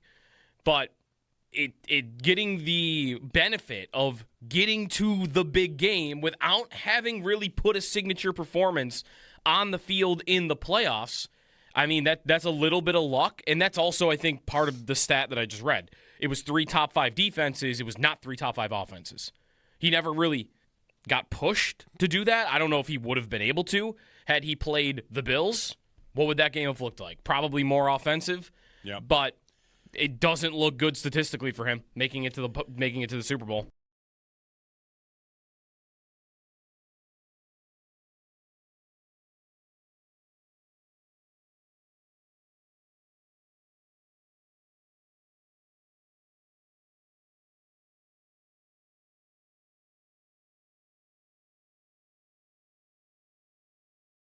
I don't know that I'm worried.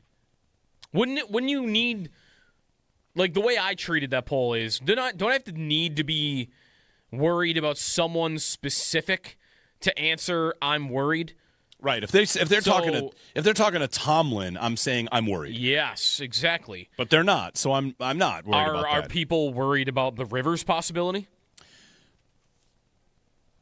Maybe that's it. Should we be worried about that, or would that be just outside the box? You know what that sounds like? That sounds like a college football team that goes out and hires, a president, which is happening now in college football. Or it's very much also a hockey move, like a director. They'd have him be the CEO, right? Someone's going to run the offense, someone's going to run the defense, but he's going to be your CEO. He's going to be the front door of your franchise.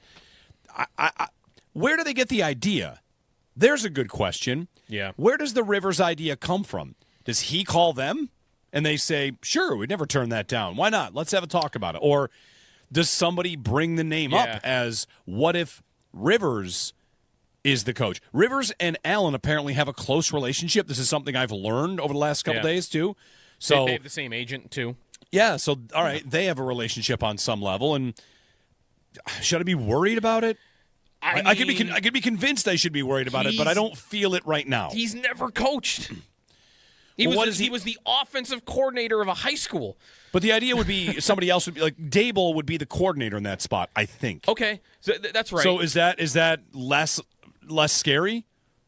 A little bit, yes. I would say that's less scary, but still risky nonetheless. I mean, does he know how to build a training camp program, or like is he going to bring people in to like guide him along on that? Like, I don't know. I feel like the idea of him learning this as you go when Allen is 30 and you're trying to get over the hump is like not the time.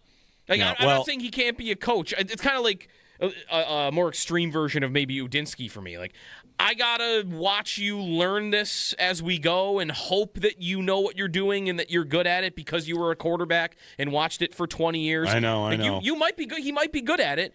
But I'm going in with so much unknown when the team is ready to, like, go win. It's all about go win. It's not coaching. If the Browns want to hire him, that makes sense. But I don't know. The team being ready to go win, in what sense? The roster? No, the quarterback. Or the quarterback and the fans. You know, like the quarterback and the age of the quarterback. Like, you're not giving him 2 years to figure out how to be a head coach.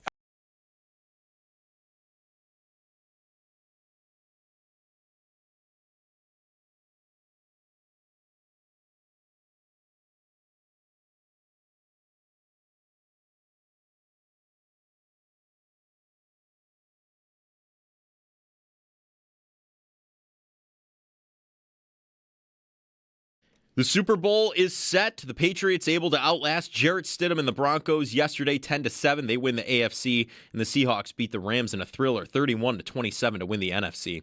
With the Broncos' loss, the Bills are now able to interview Davis Webb for their head coaching vacancy if they would like.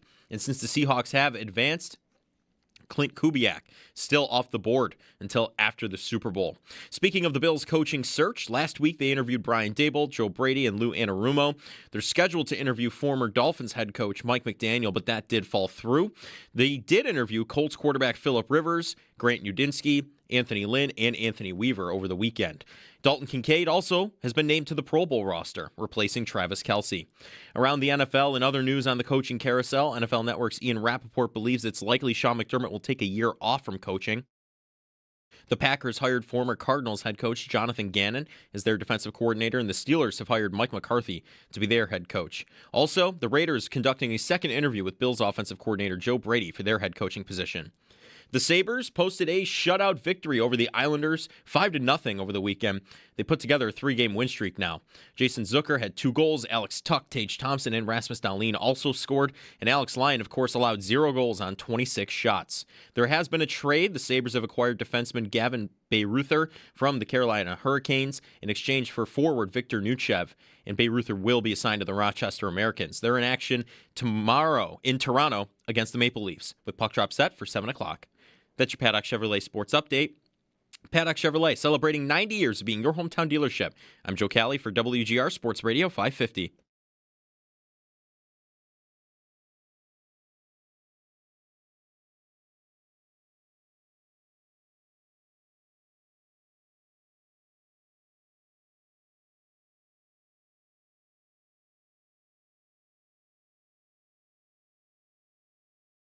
Yeah, I mean, again, I think those are all big what ifs. I do think that I do think, as humbly as I can say it, that I could coach at this level, and I know enough about the game and about the guys, and from a leadership standpoint, camaraderie, all that comes with it. But again, that's not something that I'm sitting here pursuing. I really, like I said, if anything I learned the last 4 weeks is you take it one day at a time. Phillip Rivers from what, end of the season? Their last day, so his last elevation. He's asked about coaching in the league, and he says it's not something I'm pursuing. 4 weeks later, he's got an interview. I'll be pursuing it on some only the level. one, right? I haven't seen anybody else poking around at him yet. That's right. Should that mean anything? The fact that he is not interviewed for the Raiders or the Cardinals, or you've seen no Rivers might also go here. Right. It's just the Bills. Doesn't that mean someone asked for him? Yes. And that could mean anybody, right? It could also mean he called them because, I mean, Terry Pegula said our phone's ringing. Like, he called them and he wouldn't call Arizona. He wouldn't call Vegas.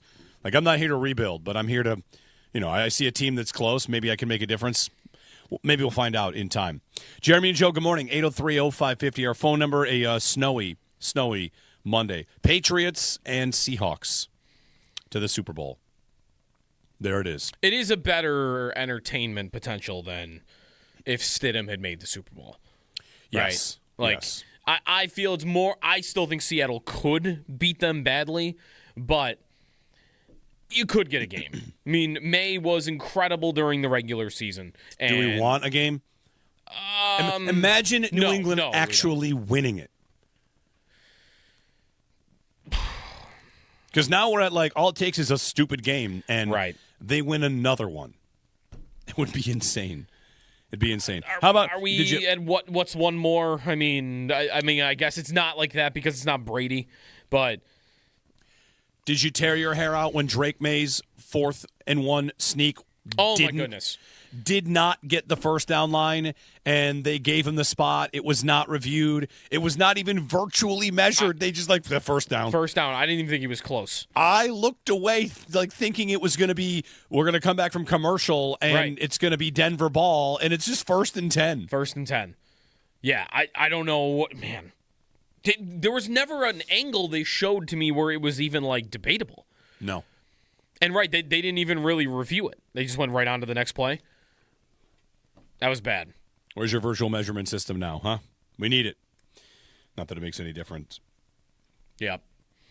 803-0550, 1-888-550-2550. The Bills' hiring process continues.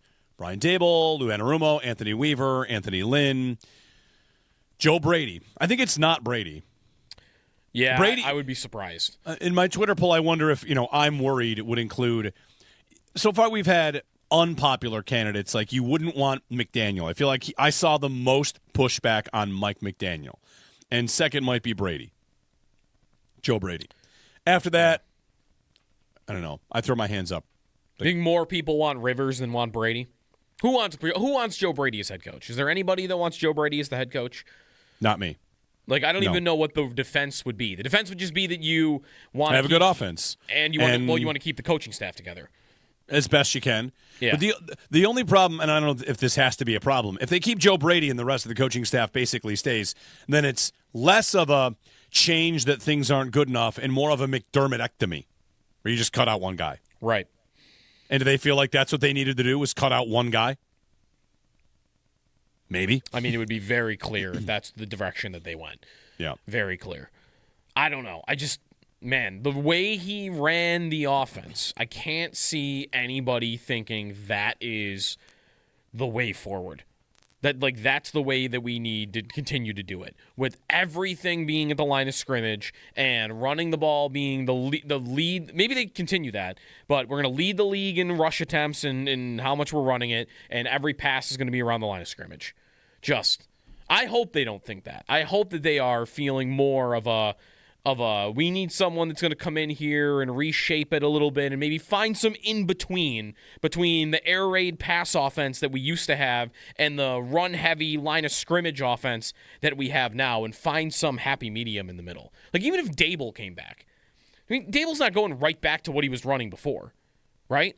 He's got James Cook in an offensive line. He's probably running the ball more than he did when Frank Gore or Devin Singletary was his running back. Maybe more. But as an identity? Maybe not as an identity.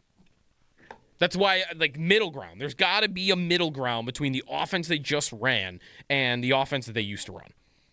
Something in between. You probably need receivers, though, to do that. And again, that might be it. You want receivers. Which coach is going to tell the GM and the owner in the front office, okay, if I'm the head coach here, what I'm going to want is, all right, first round, second round, this guy's available in free agency, whatever. I need someone that can run routes down the field. Upgrades, right, big upgrades. Yeah. Or if I get this job, I'll tell you what I would do is Khalil Shakir will be unrecognizable next season because you're going to see him all over the field instead of just on these swing screens. Right. I thought about him for that route that JSN ran last night on the touchdown where he starts in the backfield and then he runs upfield and he runs a deep corner, 20, 25 yards. And I'm thinking, like, Shakir can't run that route out of the backfield. I mean, that is 20 yards further than he ever leaves the line of scrimmage from. But, like, he's not capable of running that route and finding that empty spot in the zone and catching the football. Like, running real wide receiver routes. One thing that's come out in the last 72 hours, maybe you're reading some of what Tyler Dunn's writing at golongtd.com, there seems to be a, if I may, rebirth of 13 seconds. Mm-hmm. A lot of Tyler's reporting is that 13 seconds is like central to him being fired, and it was a long time ago, right? Yeah. Like, that was a long time ago, and that wound would still be there in the organization. I mean, of course, it's like sits there with fans, but yep. It's almost like if you knew now what you knew then, if you knew then what you knew now, I don't know. I'll bail on it. That mistake was such a moment that you'd never get over it, but you still gave it 4 more years to try and get it right. Right. You didn't. I feel like lessons were learned. And that's one thing about McDermott, like his coaching, his game management, like it wasn't always terrible. He had a terrible gaffe in a huge moment, or the team did, and it all kind of rests with him. It's kind of funny to hear how often that is coming back in just reporting and in conversation. John in Chicago before the break. John, good morning. Hey, thanks, guys. I really appreciate listening to you, certainly after wins, but after losses. You guys are a great help. Listen, a couple things I want to say about Sean McDermott. Number one, I just want to thank him for the way he represented Buffalo and what he did for the team. The comment I want to make is that Marv Levy, who I love, was a great coach. Never won a Super Bowl with 4 or 5 Hall of Famers. I really believe that if we had given McDermott 1 or 2 great additional players, especially a wide receiver, I think he would have put us over the top. And in my opinion, what's more likely to be able to do, to get a great wide receiver, either through a trade or draft, or find the next Sean McVay, brilliant coach. We already had a great coach. So, again, thanks, guys. I appreciate you very much. Yeah, thanks for the phone call. I guess the difference is the coach. I could be wrong about this, but is the coach not feeling more of a leap of faith? And actually, if you want to do it this way, let's make that your next great wide receiver. Can't you just kind of line it up in a parallel way, Joe? Like there's Chris Olave, and who's that? That's Clint Kubiak. We've seen him in the league. Mm-hmm. He's great at calling plays. Go get that guy. Or there's Grant Udinsky, and who's that? Well, that's trading up in the first round for the first receiver off the board, who you like a lot of what he's done, but you haven't seen him do it in the NFL. Right. Like you kind of have similar approaches. Try to go a little more proven. Brian Daboll, which would be, bring back a guy that had success here. That's not quite Gabe Davis. I don't make insult Daboll in that way because he was great here. But I feel like there are comparisons to be made. Yeah, and none of those guys are like he mentions McVay. I'm not. McVay is trading for Jefferson. Right. I'm not setting my expectation there. That is so hard to do. I mean, he's maybe at the end of this career going to be the best coach of all time if he wants to stick around long enough. So, I don't know. I would look at it and think, give me the Olave level guy on both. Just give me someone that's really good at the play calling. He doesn't have to be McVay. He doesn't have to be Shanahan. He might look like that if Josh Allen's his quarterback.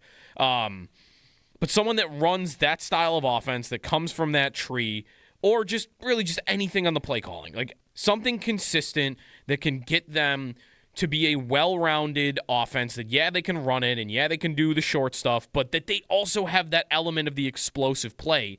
That, by the way, that's another thing that was funny because McDermott was talking about explosive plays for multiple years, and they were never able to get it going in their offense again before he was fired. So somebody coming in that can get that out of you, and on top of that, give me the receiver. Those should be number 1 and number 2 of this offseason. And I hope they go that direction at head coach. Because, if Kubiak is 70% of what Sean McVay is, like, to me, that's a successful hire. Don't forget defensive end. They're, of course, going to want defensive end. And I hope they aren't necessarily in. I would say this to Bills fans. Like, if you saw the Patriots getting after Jarrett Stidham quite a bit, like the Bills, the Patriots, by the way, were said to not have a pass rush this year and had a better matchup against the Broncos because Stidham is not Bo Nix. Like, Bo Nix gets away. Bo Nix runs away, and Stidham is not that guy. So what a gift to a team that, can't get to the passer to get a little bit more of an immobile guy as opposed to Bo Nix who could extend plays.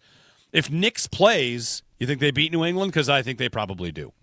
As bad as that New England offense looked against Denver, I think if Bo Nix plays, they're in the Super Bowl. So you might feel cursed because the Bills lost and it looks like they should be better than these teams.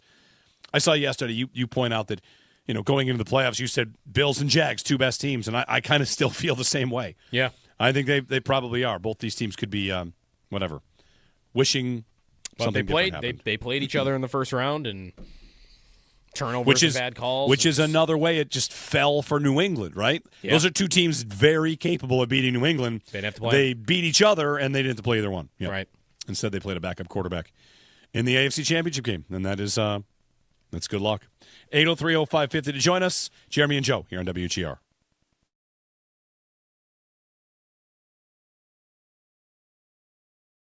I'll tell you right now, if you told me I could get a Chris Olave level receiver, you can name whoever you want as the coach. I don't care. And that's very on brand for me. But I do think the thing that has stopped them the last 3 years is that. I don't think it's been McDermott that stopped them. I think it's they need somebody to catch the ball. All right.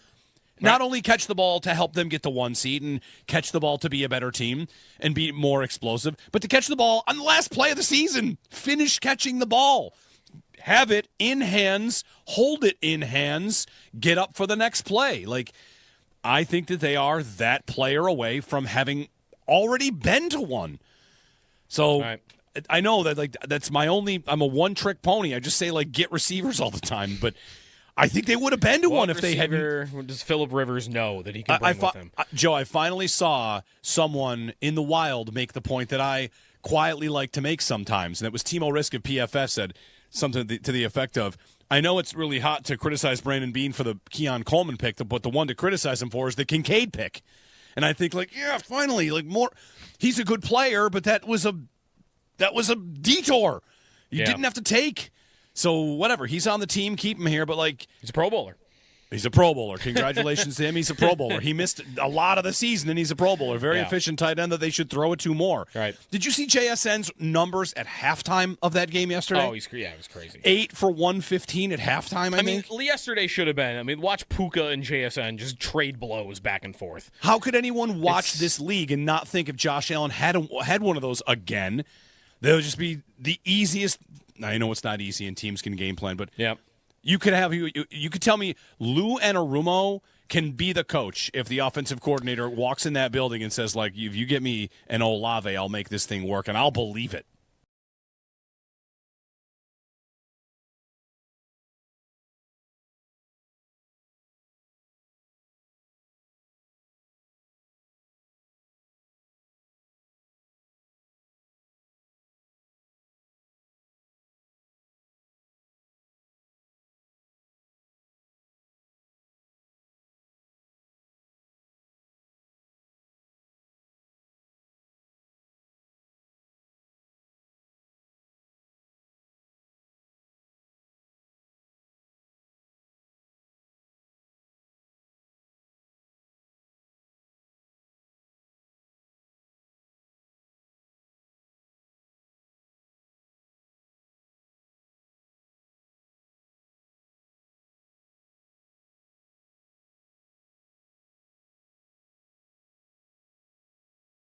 Right. No, I'm more concerned that they won't interview him because they'll just decide it's not worth waiting. We're good enough. We're happy. It's going to be insert name here. Whether that's Brian Dable as head coach or Rivers as the head coach with Dable as the OC. Is that a possibility, right? They said they wanted a CEO type. Are they worried about Dable's sideline demeanor as something they don't want?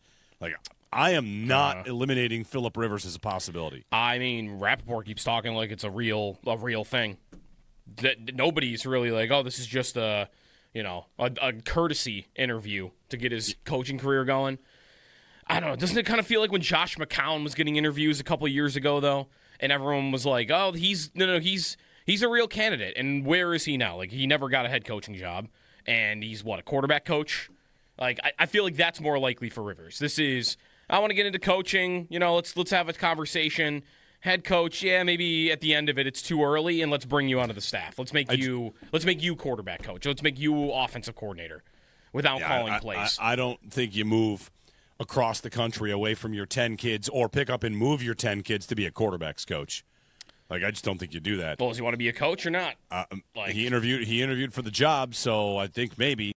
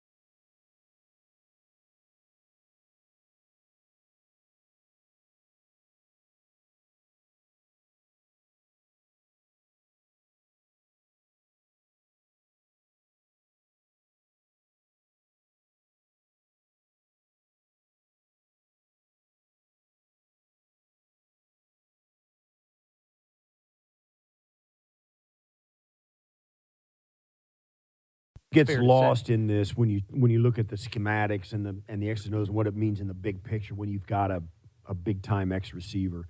Yeah, certainly there's a guy that you can go to and throw it to, but more than that, it forces a defense to play you a certain way. The defense is not going to one-on-one him with just a guy. Mm-hmm. They've got to put their number one corner on him. And then and give him some help in certain situations. A big X receiver, you're going to double team him all the time. Mm-hmm. And some teams will double team him with your number two corner and help. So hopefully those two guys are good enough to stop your number one guy. And then our number one guy is really good enough to stop your number two guy. Last week, Bills coaching search continues. The interviews, they've had a bunch of them in. We'll talk to Sal on the other side. Had a stat for you on the Patriots, first team in NFL history to go 9-0 on the road. Yeah. Perfect 9-0 on the road. Yep. Including one here. It is tough to go 9-0 on the road because if you go 8-0 on the road, you are usually going to be just at home the rest of the way. But they had to go, of course, on the road in the playoffs, right? Wouldn't it be tough to play a 9 road game? Well, now in the 9-8 unbalanced schedule, you could, but that's part of the reason that they're the first to do it is because I'd imagine a lot of teams that went unbeaten on the road don't play on the road. Yeah, I mean that game they won here would have been the division, right? If that game had flipped. Yeah. Well, maybe. Is that right? Yes, because I think that might be right. If the Bills had won the game, that's Drake May stiff-arming Daquan Jones. It'd be they both would have had 13 wins, and the Bills would have had swept them. Yeah. So the Bills would have 5 wins in the division. New England would have 4, so they would have won the division. Mm-hmm. Which means they would have had the path that New England just had, and if they had the path, would they have gone through it? It's a good question. Would they have beaten the Chargers and Texans at home, and then beaten the Broncos with Stidham? If I just keep everything else the same, probably. And Sean McDermott still be the head coach, and we'd be getting ready for the Super Bowl. And I'm sorry. And I know. It's not even worth it. It's nuts. 803-0550, our phone number. Sal on the other side, his thoughts on the latest on the coaching search. If we're going to hear Davis Webb's name, what he's hearing, some of these interviews that have started and finished. And we'll get his thoughts on Phillip Rivers because that's the surprise, right? That happened on Friday after the show. So kind of digest it over the weekend and come to an idea of what that might look like if, in fact, he is a candidate for them, and if they're taking it seriously.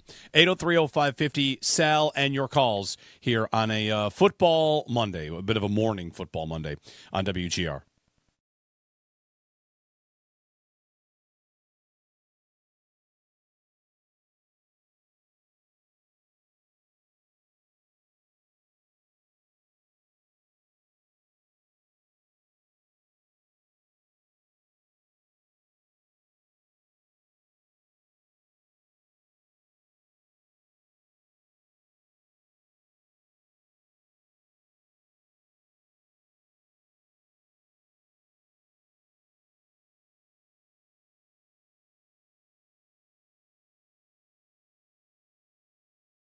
The coaching search, the $1 million question now is, and I wonder how Bills fans will react to this, will they wait for Clint Kubiak?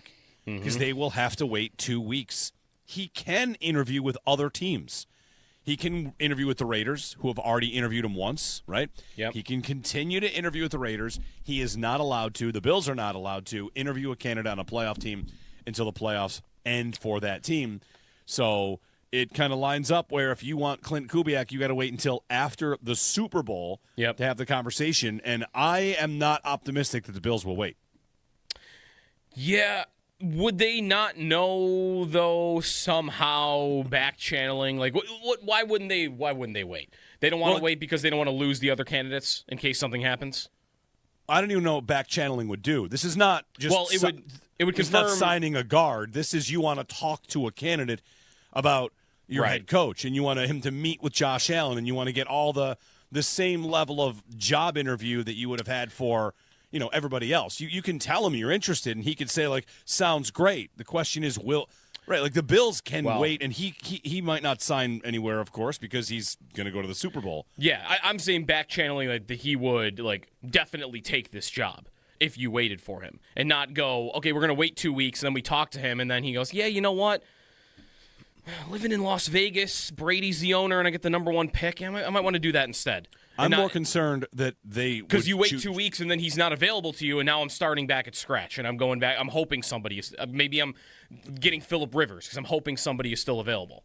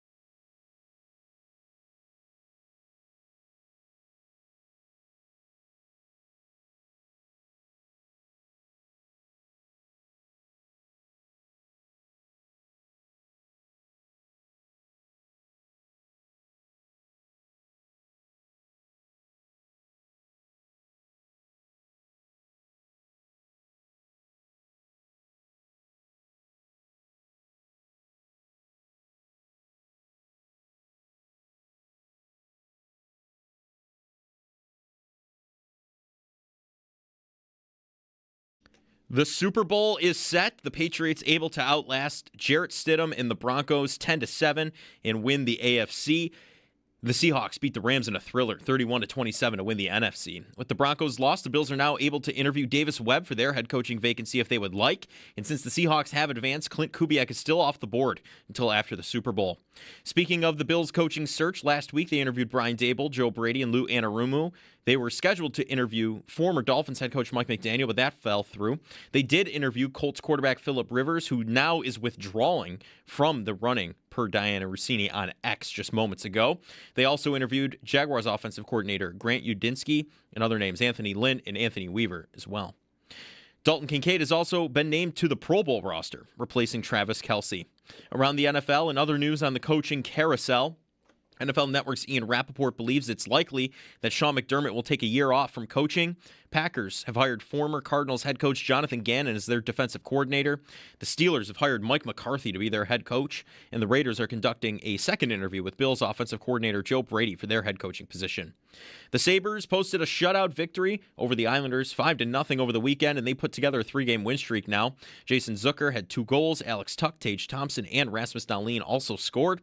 And Alex Lyon, of course, allowed 0 goals on 26 shots. There's also been a trade for the Sabres as they've acquired defenseman Gavin Bayreuther from the Carolina Hurricanes in exchange for forward Victor Nuchev. They're in action tomorrow in Toronto against the Maple Leafs with puck drop set for 7 o'clock. That's your Paddock Chevrolet Sports Update. Paddock Chevrolet celebrating 90 years of being your hometown dealership. I'm Joe Cali for WGR Sports Radio 550.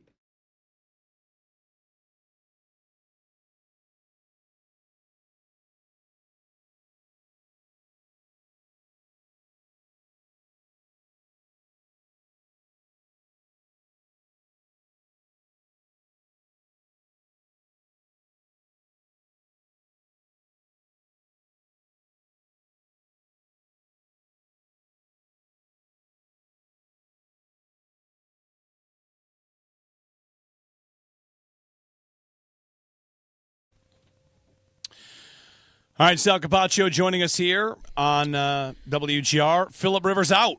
All right, well, we had fun. We had 2 hours of it. He was in Friday after our show. He's out by 8 o'clock on Monday. We'll get Sal's thoughts on this and the whole process of the Bills coach search, thoughts on, the Seahawks and the Patriots.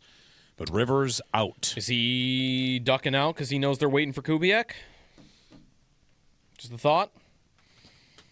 Why withdrawing? I got 2 withdraws so far. That's right. It's just a little weird.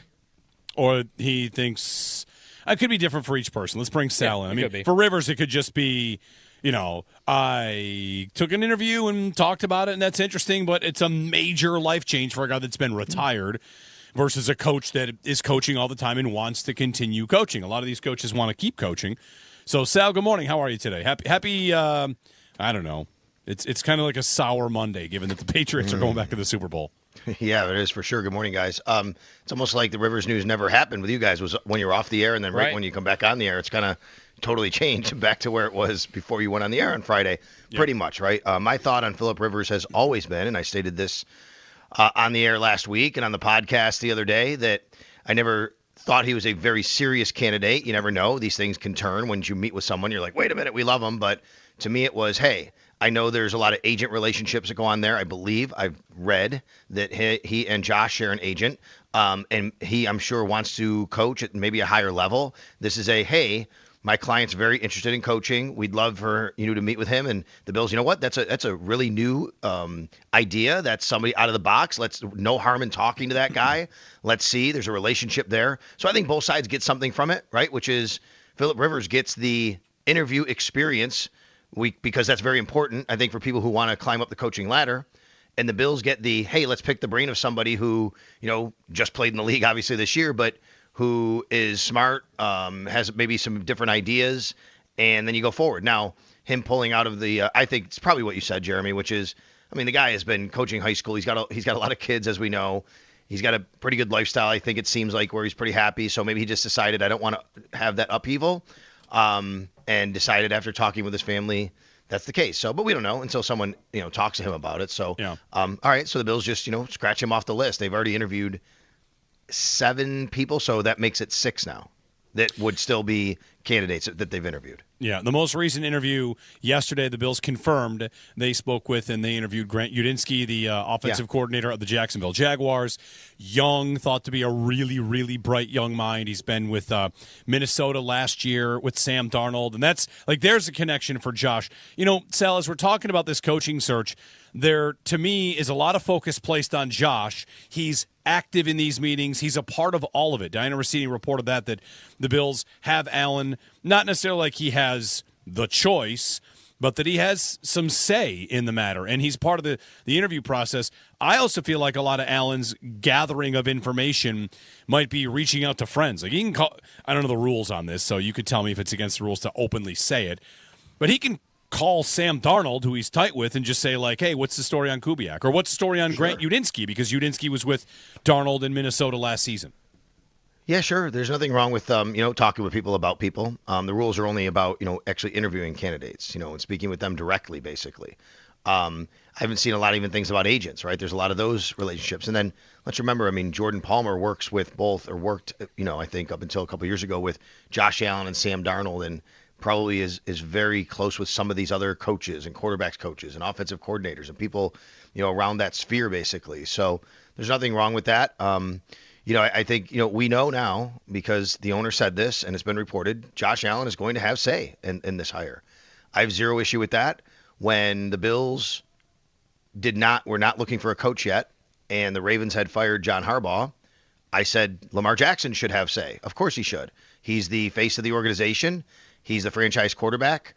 He's getting into the second half of his career basically now. They want to win. Why wouldn't you make sure that he's comfortable? I feel the same way about Josh Allen here. I have zero issue with it whatsoever. So what we don't know is those relationships and what's being said about them. You call Sam Darnold or whoever, what is he saying about these people and where that lies? Look, I'm a very big – I really like Grant Udinski a lot. I do. So just on him specifically, I think that's a very – cool-looking, out-of-the-box, young, offensive mind that I think you'd really get excited here. The concern I would have is he's also Josh Allen's age. He's 30 years old. You need somebody here that's going to make sure you are coaching Josh hard and hold him accountable, all those things that Fitz said and people have said on podcasts. And I'm not saying he can't. I just don't know, right? That's a different dynamic than a guy who's been coaching and has skin on the wall, that's done this before. I think that's just – and he's never called plays, obviously. Those will be my concerns. It doesn't mean you can't overcome them. Those would just be my concerns. There are concerns about maybe any candidate. If it's Udinski, it could be the age. It could be he hasn't called plays of his own. Eventually he will. It's a matter of where that happens. Right. Brian Daboll, would you have concerns about Daboll as a head coach versus a coordinator? The NFL – it's flush with people we think are really good coordinators, maybe not a good head coach. This is something people say about Mike McDaniel, right? Love him as a coordinator. I don't think I'd want him as my head coach. How about Daboll for that? You have concerns about head coach? Sure. My concern would be two things. Number one, he went to the Giants, and after an initial very good year, it just went south, right? It was not good, and you have to look at that record. And there's a lot of things in that, so it doesn't have to be totally on him, no doubt. Daniel Jones left the Giants and became really good in a different place. But I can wash it out with the fact that look what he did with Josh Allen, right? So I'm not going to really be hung up too much in that. My biggest concern with Brian Daboll would simply just be temperament of a head coach and, the way that we see him on the sidelines. Yes, he's super passionate, right? But a lot of stuff went down in New York last year that part of the reason he probably was out of a job at the end of the day was, things that, the blue medical tent and stuff like that, right? That just didn't go over well. But again, I think that when you are in those positions, sometimes you also learn and say, okay, I have to have a different type of temperament or outlook or discipline to be the head coach, to be the CEO type versus being the coordinator. So I think every single one of these candidates, if you went down the list and you said, give me some positive and negative, I could find something on each, or at least some things I like, and things I'm concerned about. That would be something I'd be concerned about. What I love about Brian Daboll for the fit here is his relationship with Josh. And I think I told you guys this the other day when people started talking about, and Ryan Fitzpatrick says, you got to have somebody that's not Josh's golfing buddy and coach him hard.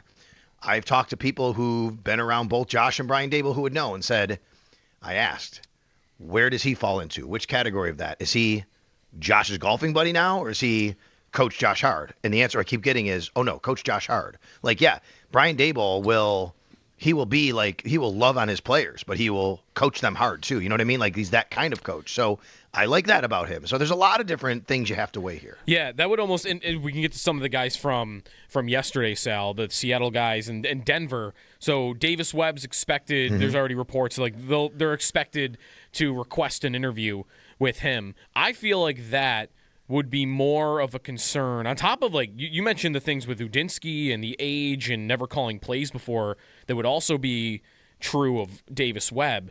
I feel like that question about coaching Josh Hart is more of a Davis Webb question for me than it is a Brian Daboll question. Agreed, because we haven't seen it, right? And we don't know really like that fit. I mean, he hasn't even had the title of offensive coordinator yet, right? I mean, he's just right now passing game coordinator. Right? Quarterback's coach maybe, and I will tell you also, again, Davis Webb, Josh Allen, very good relationship. Does that relationship manifest itself into coaching football and coaching him and really being honest with each other during games and things that happen? We know that. We know Brian Daboll is, right? Like the defining moment of Brian Daboll and Josh Allen is the 2019 game against the Patriots. Come on, right? Like when Josh was bad and threw a couple of really bad balls, the Zay Jones game. Like that's the defining moment of Josh even points to that as his career turning around after that game. You guys know which one I'm talking about. When Daboll really got on his butt. And like I want to know, like, is that something that Davis Webb would do? And if Davis Webb is the head coach, maybe he doesn't have to as much because he employs a offensive coordinator, right? There's a lot of different tentacles here but then again, I mean, is Davis Webb, if you're going to go from never even being a coordinator in this league, just being a position coach and passing game coordinator to a head coach, can you make that jump? Can you make that leap? I think Davis Webb is going to be a head coach in the NFL someday. He has this guy has a mass amount of respect in the NFL for how smart he is, how much he relates to players, all those things. The question simply is he ready for this now? Yeah. So Webb and Udinsky seem to kind of fall both in that bucket. People think these guys will be coaches. How about Kubiak, Sal? This is like the $1 million question. You can take us through the process and how the rules apply differently to the Bills because they're a playoff team and because of previous interviews with regard to Clint Kubiak, because they have not interviewed him yet and they cannot interview him until after the Super Bowl. Not because the Bills are a playoff team, because the Bills fired their coach the week before the conference championship. That's why the rules are different for them. Because the Steelers also were a playoff team, but because they fired Mike Tomlin a week before the Bills, they got to interview people a week before the Bills. So basically, yes, go ahead. I know there's like a couple different ways to say this. Is it that? Okay, no, you go. Sorry, I didn't mean to interrupt. Okay. I thought the rule was playoff teams can't talk to playoff coaches. But the Steelers did interview Kubiak, so that is not the case. Okay, so again, break it down. Has nothing to do with making the playoffs. Has nothing to do with making the playoffs. Here is the rule. It doesn't matter when you fire your coach. It doesn't matter if you make playoffs, anything like that. All that matters is, those coaches who are coaching in championship games. It's about them, obviously. It's to limit distractions. Here is the rule. If you've already interviewed somebody in any capacity, whether it was week 10 because you fired your coach, after the season because you fired him in the regular season, or after the wild card game because Mike Tomlin got fired in Pittsburgh, whatever. If you started the process and interviewed a coach one time, and then he now is coaching in the conference championship game, you are allowed to interview him again in the bye week. If you did not interview him once because you fired your coach after the divisional round, like the Bills, you cannot talk to him at all until after the Super Bowl. Simple as that. It only comes down to question is, did you interview this person one time already? Yeah. Yes, we did. Great. You could talk to him again. No, we did not. Therefore, you cannot talk to him until after the second week. Now, I will tell you, I think those rules are outdated because we have virtual interviews now and 2 weeks in between the now and the Super Bowl. So I think the rules should be updated to reflect that. I think what happened was here, and I'm not kidding, I don't think the league really thought of a team firing their coach after the second round of the playoffs. Well, it doesn't happen, going right? through this position. Correct. So I don't think it was addressed because last night a lot of people were upset and angry and debating this. Okay, and there's still people are because they're sending me articles. This is what Fox Sports says. This is what whatever says. Okay, I've checked with multiple league sources who've told me. So unless they are completely wrong, multiple league sources have told me the Bills cannot talk to Clint Kubiak until after the Super Bowl because they did not interview him one time yet. If the Steelers, for example, had already interviewed him and wanted to, I'm going to say, if the Bills had fired Sean McDermott after the Jacksonville game, let's say, and they interviewed him, they could now interview him again, okay? Because they had made that initial contact. But the key word, even in the articles people are sending me, if you're reading an article about it, there is a key word in there. It says initial interview. So you have to look for that word too. So I'm just telling you what I was told by multiple people in the league who know these rules. So what you're saying is if they disguise themselves as the Raiders, then they can get into a meeting room with Kubiak. So you're thinking that. I was thinking, let's just go back and find an interview with him from 2016 and be like, actually, we did talk once. It was a long time ago. What do you see, Sal, as the risk of waiting for Clint Kubiak? Do you think there would be a real downside of if it didn't work out for whatever reason, or maybe you didn't like how the interview went, that maybe you'd be afraid that there wouldn't be as many candidates as you'd like to fall back on?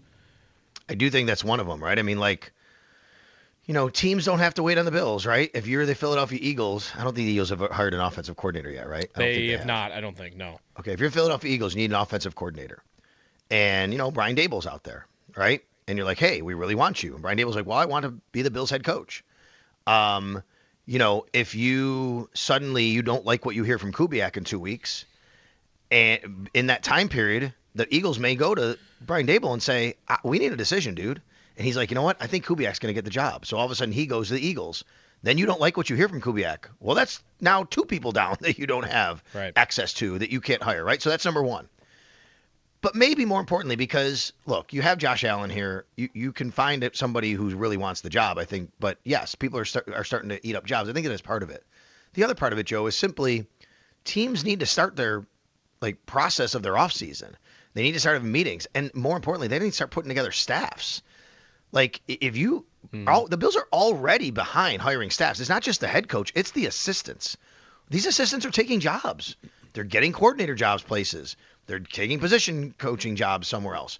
I mean, let's just take Mike McDaniel for an example here, because we know he's out of the running now for the Bills, right? When he pulled his name out. What if the Bills really liked him for an OC?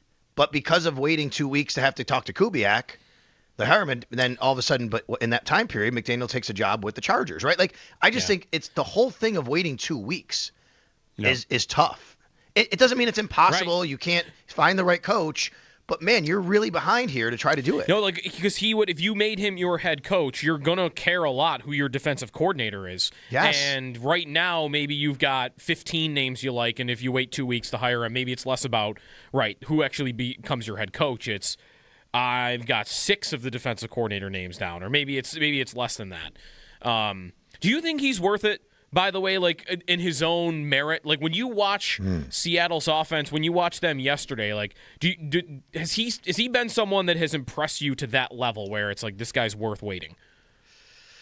Well, he did last night offensively, I'll say that. He came up with some really great concepts and plays and things, and it helps when you have JSN, right? But he knew how to get him the ball, too. I mean, they did a great job. If you were watching the game last night and said, okay, I want to watch Kubiak against Chris Shula, I mean, Kubiak dominated him, right? Yeah. I mean, come on, let's be honest. I think and I like Chris Shula. I think Chris Shula is actually a really interesting idea. I'm saying the Bills actually have to go out and hire him, but last night was Kubiak kind of put his foot down against Chris Shula. Yeah. And, Sal, that's what I'd be looking for, because Sean McVay also pretty much showed Seattle what was up, too. They had I just saw their yards per play, yards per pass. The Rams did whatever they want. And watching that game, what I think I get is I've got 2 defenses that have some really exciting players and really good schemes. And Seattle's, top of the league. But you had elite play callers. That was a game between elite play callers and quarterbacks executing offense at the highest order. And I feel like as a Bills fan watching that, I'd say, when do I get Josh Allen, one of those guys? And one of them might be available. So I feel like it's worth the wait.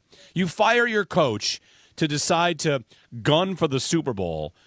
I just don't think you should bail on the coaching search because it gets a little tense.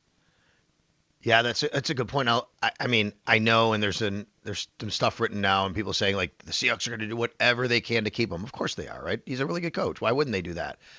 It would I still think it would be kind of stunning if somebody said, I don't want to go to Buffalo and be the head coach of Josh Allen. But look, I mean, if the Bills do wait and that happens, yeah, I mean, now you're like, okay. And then it's also, you're going then, if everybody knows that, and then you get to your second guy or third guy, everybody kind of knows that, right? And then it becomes a bit of a meme and a joke, and you kind of have to get over that little bit of hump. And those are things that you can overcome. There's no doubt about that. The question you asked, though, is it worth it, Jeremy?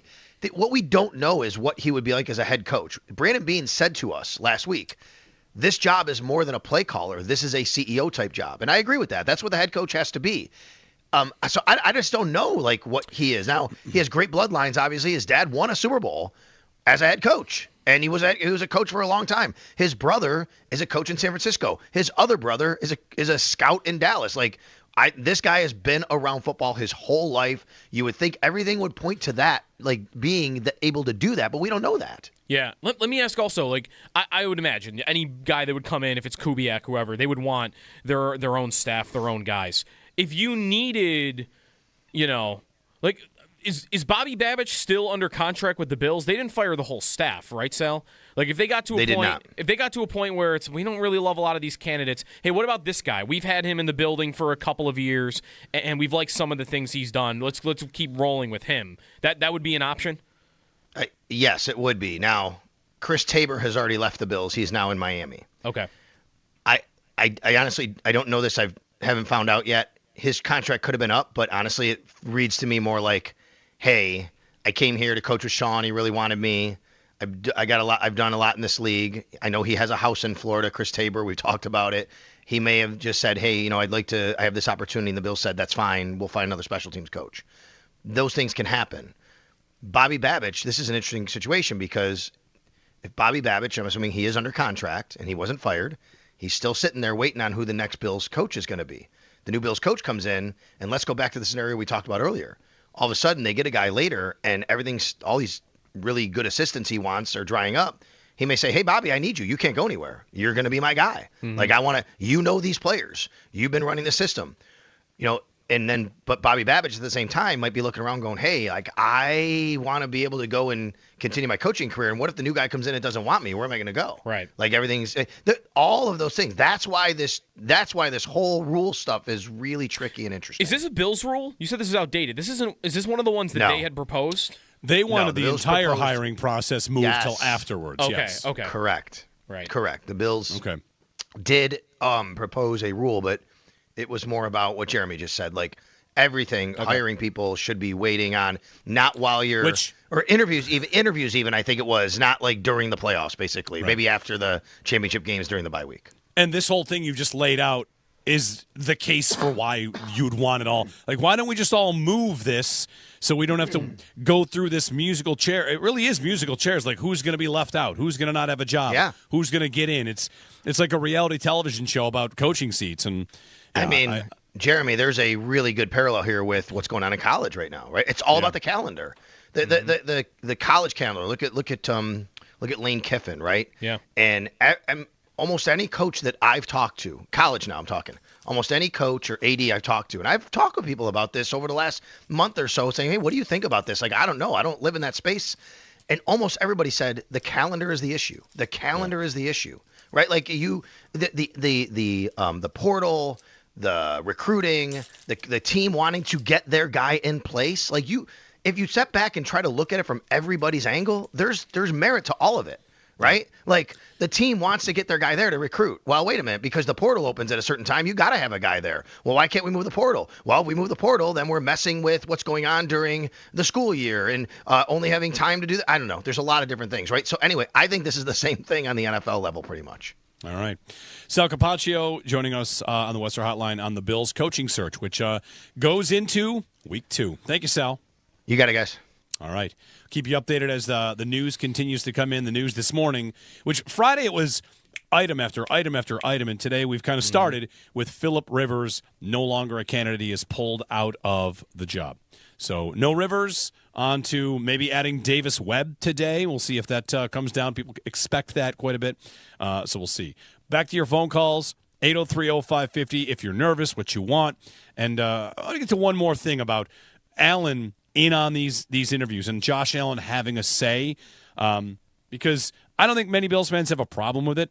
In fact, I want to tell you, Joe, I feel like it's something the Bills probably have to do. I'll explain when we get back. I'll tell you right now, if you told me I could get a Chris Olave level receiver, you can name whoever you want as the coach.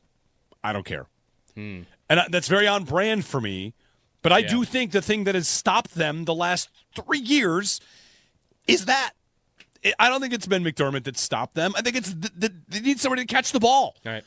Not only catch the ball to help them get the 1 seed and catch the ball to be a better team and be more explosive, but to catch the ball on the last play of the season. Finish catching the ball. Have it in hands, hold it in hands, get up for the next play. I think that they are that player away from having already been to one. So I know that that's my only. I'm a one-trick pony. I just say get receivers all the time, but I think they would have been to one if they hadn't. Does Phillip Rivers know that he can bring with him? Joe, I finally saw someone in the wild make the point that I quietly like to make sometimes, and it was Timo Risk of PFF said something to the effect of, I know it's really hot to criticize Brandon Beane for the Keon Coleman pick, but the one to criticize him for is the Kincaid pick. And I think, finally, more. He's a good player, but that was a detour. You didn't have to take. So whatever, he's on the team, keep him here. But he's a Pro Bowler. He's a Pro Bowler. Congratulations to him. He's a Pro Bowler. He missed a lot of the season, and he's a Pro Bowler. Very efficient tight end that they should throw it to more. Right. Did you see JSN's numbers at halftime of that game yesterday? Oh, it was crazy. 8 for 115 at halftime, I think. Mean, yesterday should have been. Watch Puka and JSN just trade blows back and forth. How could anyone watch this league and not think if Josh Allen had one of those again, that would just be the easiest. I know it's not easy and teams can game plan, but you could have you could tell me Lou Anarumo can be the coach if the offensive coordinator walks in that building and says, if you get me an Olave, I'll make this thing work, and I'll believe it.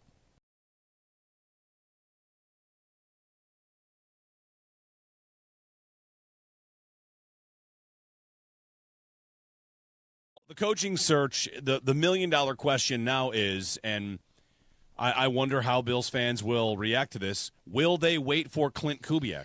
Because they will have to wait 2 weeks. He can interview with other teams.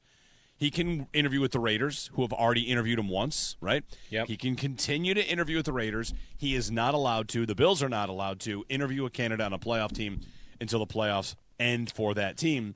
So it kind of lines up where if you want Clint Kubiak, you got to wait until after the Super Bowl to have the conversation. And I am not optimistic that the Bills will wait. Yeah. Would they not know, though, somehow back channeling? Why wouldn't they wait? They don't want to wait because they don't want to lose the other candidates in case something happens? I don't even know what back channeling would do. This is not just it would it's confirm not signing a guard. This is you want to talk to a candidate about your head coach, and you want him to meet with Josh Allen, and you want to get all the same level of job interview that you would have had for everybody else. You can tell him you're interested, and he could say sounds great. The question is, the Bills can wait, and he might not sign anywhere, of course, because he's going to go to the Super Bowl. Yeah, I'm saying back channeling that he would definitely take this job if you waited for him, and not go, okay, we're going to wait 2 weeks, and then we talk to him, and then he goes, yeah, you know what? Living in Las Vegas, Brady's the owner, and I get the number 1 pick. I might want to do that instead. I'm more concerned that because you wait 2 weeks and then he's not available to you, and now I'm starting back at scratch, and I'm going back. I'm hoping somebody is. Maybe I'm getting Phillip Rivers because I'm hoping somebody is still available.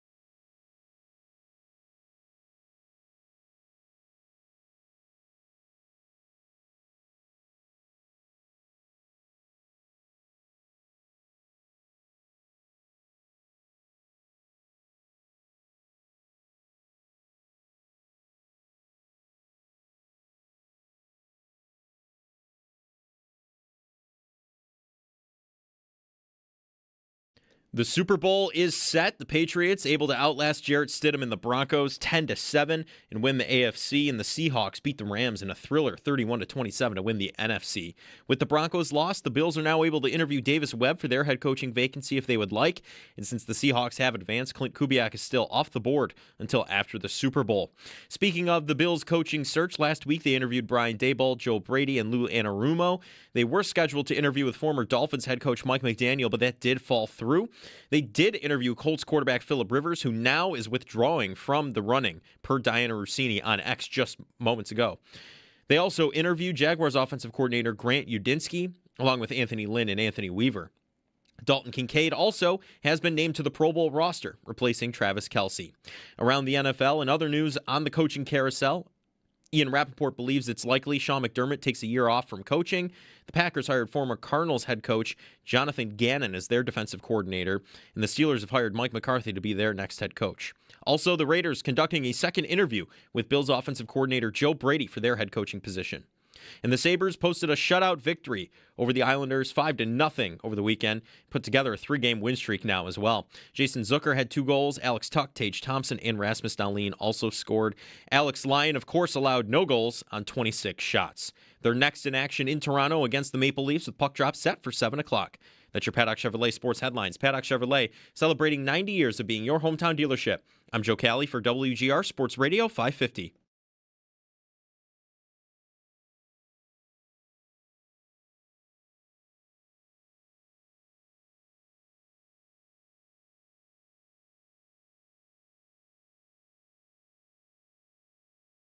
Well, let's focus in on the Buffalo Bills and Sean McDermott, who was surprisingly fired recently and no doubt would be one of the top candidates for basically any job around if he wanted to take one. It remains unclear what Sean McDermott will firmly decide to do, but to my knowledge has not engaged on any of these openings. And based on the conversations he's had and the people he's talked with who have taken a year off after a long head coaching stint, all have said it was beneficial and worth it. We'll see if that is the way Sean McDermott goes, but I believe it is likely that he ends up taking a year off.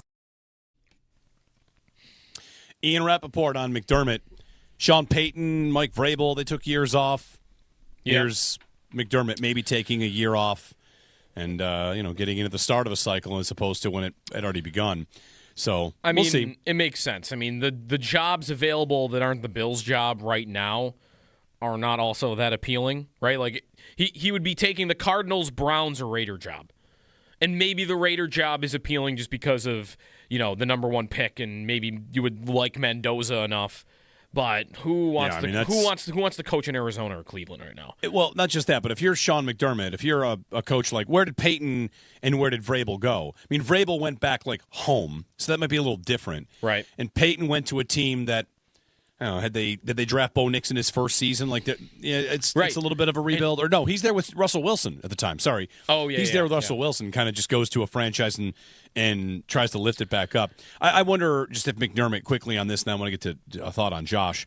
Does he think I'm going to the next contender that cuts its coach loose to go be the difference maker? We talked about Philly on Friday. Like if Philly moves on from Sirianni, like what if the Commanders fire Dan Quinn and you could coach Jaden Daniels in a year? Like, right. I think how about Steichen in Indianapolis? Like, there'd be Zach Taylor? Yeah. Maybe. I don't know. They never fire anyone. But right, like there would be, odds are 1 or 2 jobs with really good quarterbacks or just jobs on teams that are going to be good right away would probably open up for him. 803-0550. You can give us a call on the Sabres as well. They continue to win at an unbelievable clip. And, wide open for you to chat about it with us. We're, of course, charting the latest on the Bills coaching search as well. This is something that doesn't happen all that often. It's been, almost 10 years since this last happened. So, all right, my question for you. Josh sitting in on the meetings. Yeah. Is that for multiple things probably, but isn't that so they can help the candidates as much as they can help themselves? I feel like there's 2 different ways to look at it. They're having Josh in so Josh can get his feedback on these candidates they talk to. Right, makes sense. But more than that, let's say that they have an interview with Kubiak, which they can't do for 2 weeks. We know that by rule. He walks in, and wouldn't your first question be, if you're anybody but Dable, because Dable probably knows the answer to this, you're Rivers, you are Grant Udinsky, Brady would know this too. Your first question would be, so what's Josh thinking about all this? Well, how's he feel about this? What's he looking for in his next coach? I feel like that'd be a very important question to ask. Mm-hmm. So the Bills bring Allen into the interview process in part because they need him there. He's the most important question. Is he on board with me? Do we get along? Especially for a guy like Udinsky. Like, how would he know anything or feel like he could connect trying to sell himself on a job?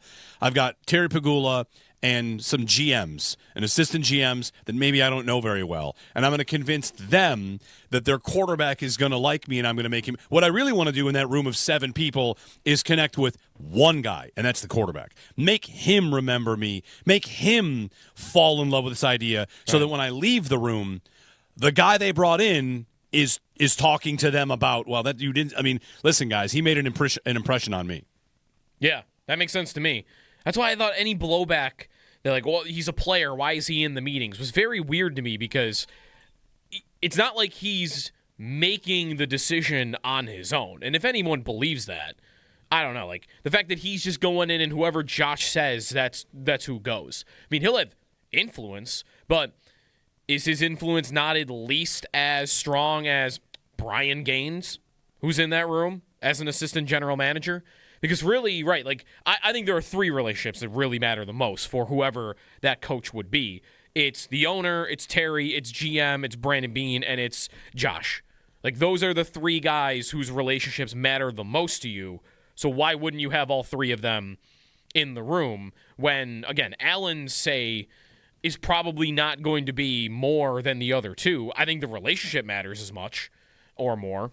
But yeah, like how much connecting is there? What does Josh want from their offense next? And it also would be him learning, I think, like, okay, what type of offense does this guy like to run? How does he envision it going forward? And then you take that back and talk about it after the fact. Like, I don't see any downside to him being there at all. So it would make sense to me that he would, and it's almost weird to me that quarterbacks aren't involved in these coach search more often. I mean, you probably got to be a franchise-level quarterback to really be deserving of being in that meeting. Like, are the Browns bringing Shedeur Sanders into the meeting on a head coach? Probably not. Right. But if you've got a guy and he's under contract and you're giving him $200 million, like, yes, he should absolutely be in that room, and I think it's important that he would be in that room. 803-0550 and 1-888-550-2550. Rob in Connecticut. Hey, Rob, good morning. Good morning, Jeremy. Good morning, Joe, Owen, and Joe. You know, I was just thinking when you guys are talking about the whole Josh Allen sitting in, and something came across my mind. I don't think that Josh would be asking whoever's being interviewed direct questions. I feel that Brandon Beane and Pegula have already sat with Josh Allen, and they asked Josh, what questions would you want us to ask the person that's being interviewed? And Josh just sits in and listens.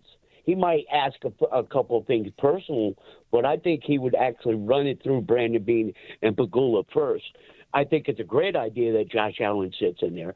But my whole thing about, hiring a new head coach, I mean, Pegula has given me a headache with firing McDermott. This is just like one hell of a show right now, and I'm not enjoying it. But the curiosity is more. I'm not worried. I do not want Joe Brady back. I'm just curious to see the next head coach, if he's able to really, really put a bug in Brandon Beane's ear and say, listen, it doesn't take a rocket scientist to figure out that we need the wide receivers. We need the D ends. And listen, in 3 months, we have the draft coming up. And I think they need to dig deep and take a good look at the wide receivers that are coming out of this class and the D ends. And also we have the,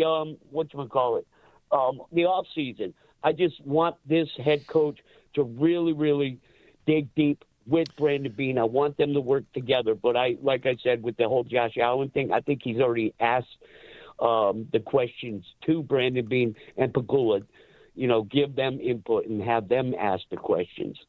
Anyways, that's my thought. And you know what? it's going to be a payback time for the Seattle Seahawks against the Patriots, my friends. Yep. To the point, well, a couple things here. Thanks, Rob. I was thinking during the NFC Championship game that for New England, this is their life, watching that game, think like, oh, which of these teams that we have already beaten in a Super Bowl will we want to play? Yeah. They've already beaten them both. They beat the Rams twice. Receiver, Daniel Jeremiah tweeted going to the weekend as he starts to dig into this NFL draft class and start to see what's what. He said of the top 50 prospects, 11 are wide receivers. There are 11 in his top 50 total prospects. All right, well, let's hope one of them runs a slow 40 and he'll be a Buffalo Bill. That's right. Ian Rappaport says the Bills are expected to interview Davis Webb for their vacant HT job. Not surprising. Not surprising. Jeremy's lookalike, head coach, makes sense. Yeah. Get the training camp picture, them side by side. Dragon in some circles. Dragon. They call him Dragon. Also known as Dragon. They call him Dragon. If they wait for Kubiak, when free agency is a month later, is it even a month? The combine is 2 weeks later. Right. Free agency is first weekend of March. Opens March 11th, and the Super Bowl's February 8th, so it'd be exactly 1 month if you were to wait for Kubiak, which that's probably enough time. You're only doing you're doing some work in free agency, but yeah, I don't know. I don't know who to think is a serious candidate right now and who is. They're talking to him because they're having a wide open search and this guy's on the list, but I think there are candidates that you are really digging in. They're digging on everyone, but there's candidates you're really thinking about being the head coach and the other guys you're just talking to because you want to cast a wide net. And I think Kubiak is on the list if he gets talked to for that. I feel like Udinsky is more likely. We're doing the wide net thing. That was Rivers for me too, and even McDaniel. Webb is the one I don't have a good handle on. I don't know how serious to take the idea that he could actually become the Bills head coach. I think it might be, I don't know. He's the one guy I'm on the fence on, whether it's actually possible. Well, he's just Udinsky with a prior relationship. Right, but that might matter a lot.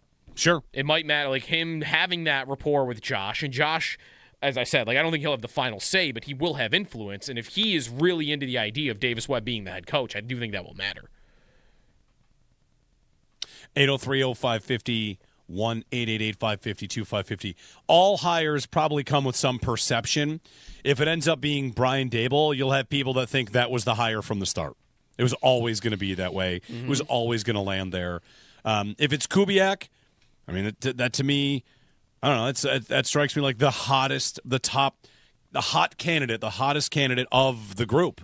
Yep. He's thought of as the best offensive candidate to come along that's not already had a coaching job, I think. But I don't know. It was pointed out, awful announcing. There's an article about how, remember all that stuff about Brady, conflict of interest as an owner and a TV guy? Yep. Here he is watching Kubiak call plays, praise him for calls, and tomorrow we'll interview him for a head coaching job. That's kind of what people were pointing out. You have to wonder if he's talking him up because he thinks he's going to get him as his head coach in Vegas. So, whatever. He might have been doing that anyway. I thought he was better yesterday. Yeah, sure. I think he was pretty good. He didn't drive me nuts. I kind of forgot it was him. That was just a normal color commentator that just says things that you would expect. Yeah. It was a good game. It was a good game. Fun game to watch. Yeah, it was great. Really felt like that might have been the Super Bowl. Yes. I thought. If we all as a society could have said, we're going to break the rules this one time. We're going to let's actually not have the Rams and the Seahawks play tonight, and we're just going to skip the NFC Championship game, and that's going to be the Super Bowl. But I'm sure there's times that we've thought that, and then you get surprised. Maybe this NFL season delivers one last crazy surprise. Have we had win. Last big upset we've had in the Super Bowl? I don't know when the last time the spread's at 5 right now. When's the last time we even have a 5? The Patriots, New England and the Giants, yeah. Okay, but the Patriots were I don't know how you'd find this. Were they a double-digit underdog against the Rams in 2001 when they won? Ooh, probably. I think it was double digits. Yeah, might have been 14. They were huge underdogs. Yeah, I was thinking the Patriots-Giants was the last time that probably happened, but I bet that's on the list too. Yeah. I can find that. I've seen some big under. 5 points, though, recently they've all been 2, 3. It's been close games. I don't, a team, and part of it is because this is a little new on the AFC side. Like Drake May was great this year, and he's an MVP candidate. But it was all Mahomes and Brady and Manning and the one Burrow year. Like, you've always had the elite quarterback in there, which means you've never really had the opportunity on that side to have the upset. It's always had to come from the other side. Yep. 803-0550, more of your phone calls. We'll get the latest, see when we get any sort of confirmation on the Davis Webb interview, add him to the list. The one thing I would say about the candidates and the timeline for Kubiak, adding more candidates and then like second interviews, can you get close enough to February 9th without a decision? We get to next Monday. All of a sudden it's like, well, it's only one more week if you wanted to wait. Unless Kubiak, you feel like he's going to take another job. But you always got to wonder, these coaches, they want to be builders or they want to be the guy that gets it over the top? And how attractive would it be for a candidate to take a job like, hey, we'd love to have you be the guy. By the way, if you go out in the divisional round, it's terrible. Right. It's only so good if you go that far. The last time there was a spread of 5 or more in the Super Bowl was 2016. Denver was a 5-point underdog against Carolina. Okay. And they won that game. They did. Yep. And you mentioned that 2001, the New England 14? New England was a 14-point underdog in that game. Yep, and won. Actually, the underdogs win a lot. Giants were 12.5-point underdogs. Maybe actually you do get upsets when there's big spreads. Jeremy and Joe, you can give us a ring, 803-0550 on the coach search, on the Sabres' dominance and playoff picture. It's a beautiful thing. Beautiful thing. Saturday was great for the Sabres, and they just, keep winning. Leafs next, which will be a big one, too. Jeremy and Joe here on WGR.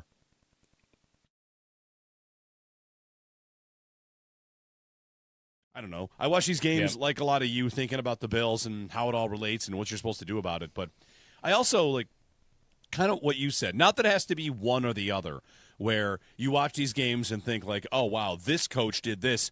Is it any more clear why McDermott is gone? And I think, should it be any more clear the GM should have done something at the deadline? You had a team. Everybody kind of knew the AFC wasn't all that good. And you got to the deadline, and you did not do anything to help your roster, which is kind of amazing that happened. Imagine had they done that. Imagine they had decided to go in on something. Because in Seattle, you have a team that did something at the deadline. And without that move, I don't know that they're here.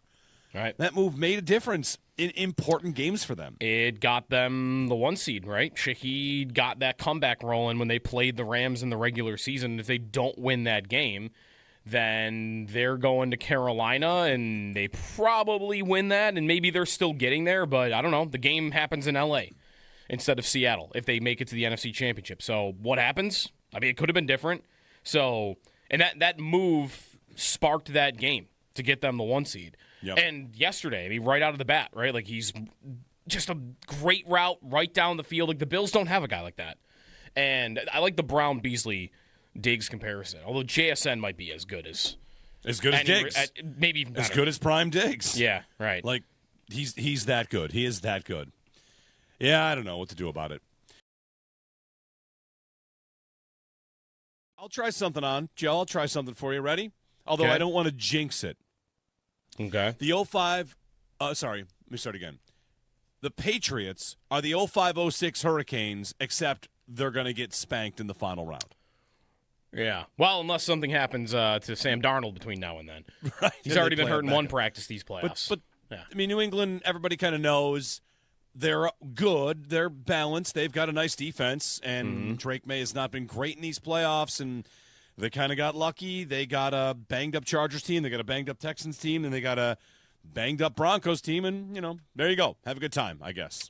Yeah, pretty much. I mean, I saw yesterday that they were the first team in NFL history to beat 3 top 5 defenses in the playoffs.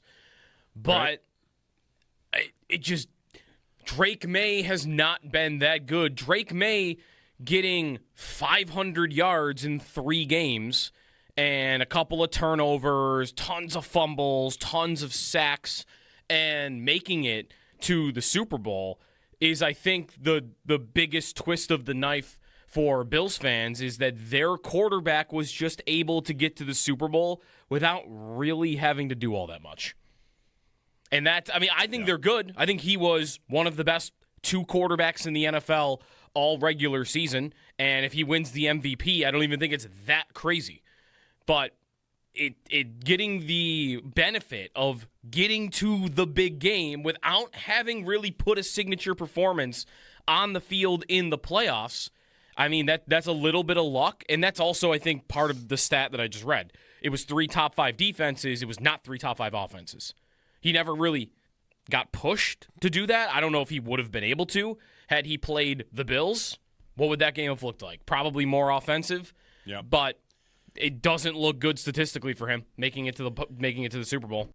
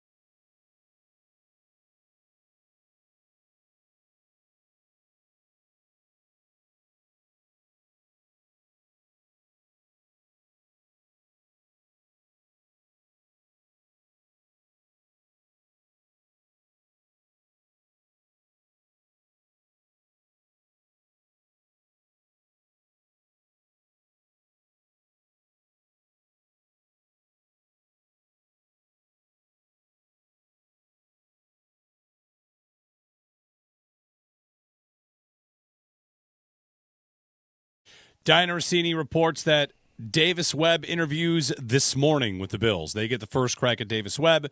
So Broncos lose. Webb joins the list of candidates as many had expected. Davis Webb jumps into the candidate pool. Phillip Rivers is out of it. For Webb, the Broncos passing game coordinator and quarterbacks coach. He will interview with the Raiders later today for a second interview. So first with the Bills, second with the Raiders. That's the latest on the coach search in the last 15 minutes, basically, that we can officially add Davis Webb to the mix. All right. I can't imagine there are many. How many more names could we really see? Well, we could see a Shielhouse, right? We could see Shula. Yep. I think that's probably it, though.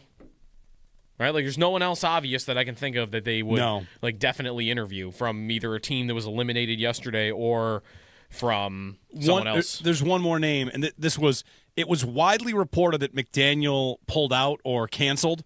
Yeah. And then I forget which insider you had this one. Garofalo. Garofalo said they could revisit it. Yeah. So not like it was off the table, just that the interview had been canceled. It's almost like his flight got canceled. Who knows what ultimately happened, right? Or if he caught wind of it, because he is still not. He hasn't not withdrawn. I don't think I've seen withdrawn. Like the language was different. Like he withdrew from the Cleveland job, but from the Bills, it was he canceled his interview. Canceled the interview, and Garofalo said that maybe they revisit it, and that to me isn't quite the same as withdrawing. That's right. So there's one more name that maybe could get back in. I would still be stunned if he got the head coach job. So. That's right. All right, 803-0550. Are you confident they're going to get it right? And how do you feel about Josh Allen being in on the process? We've got a wide open segment for your phone calls when we return here on WGR.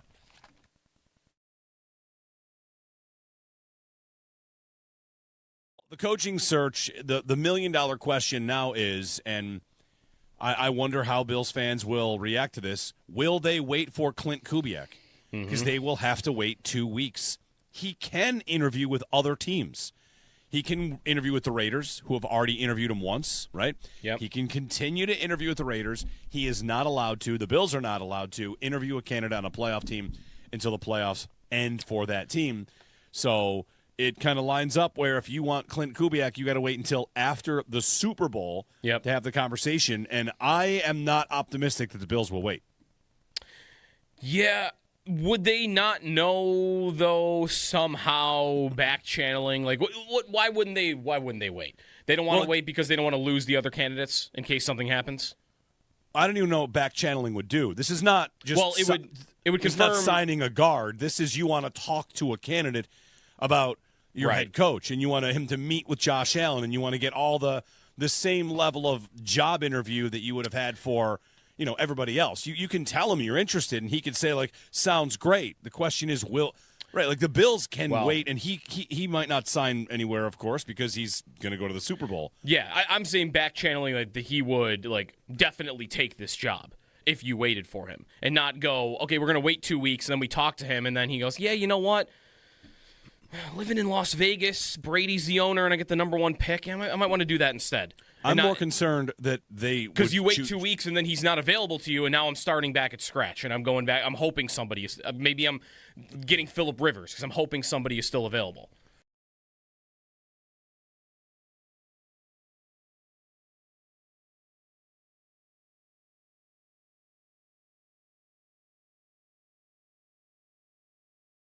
I'll tell you right now, if you told me I could get a Chris Olave level receiver, you can name whoever you want as the coach. I don't care. And that's very on brand for me.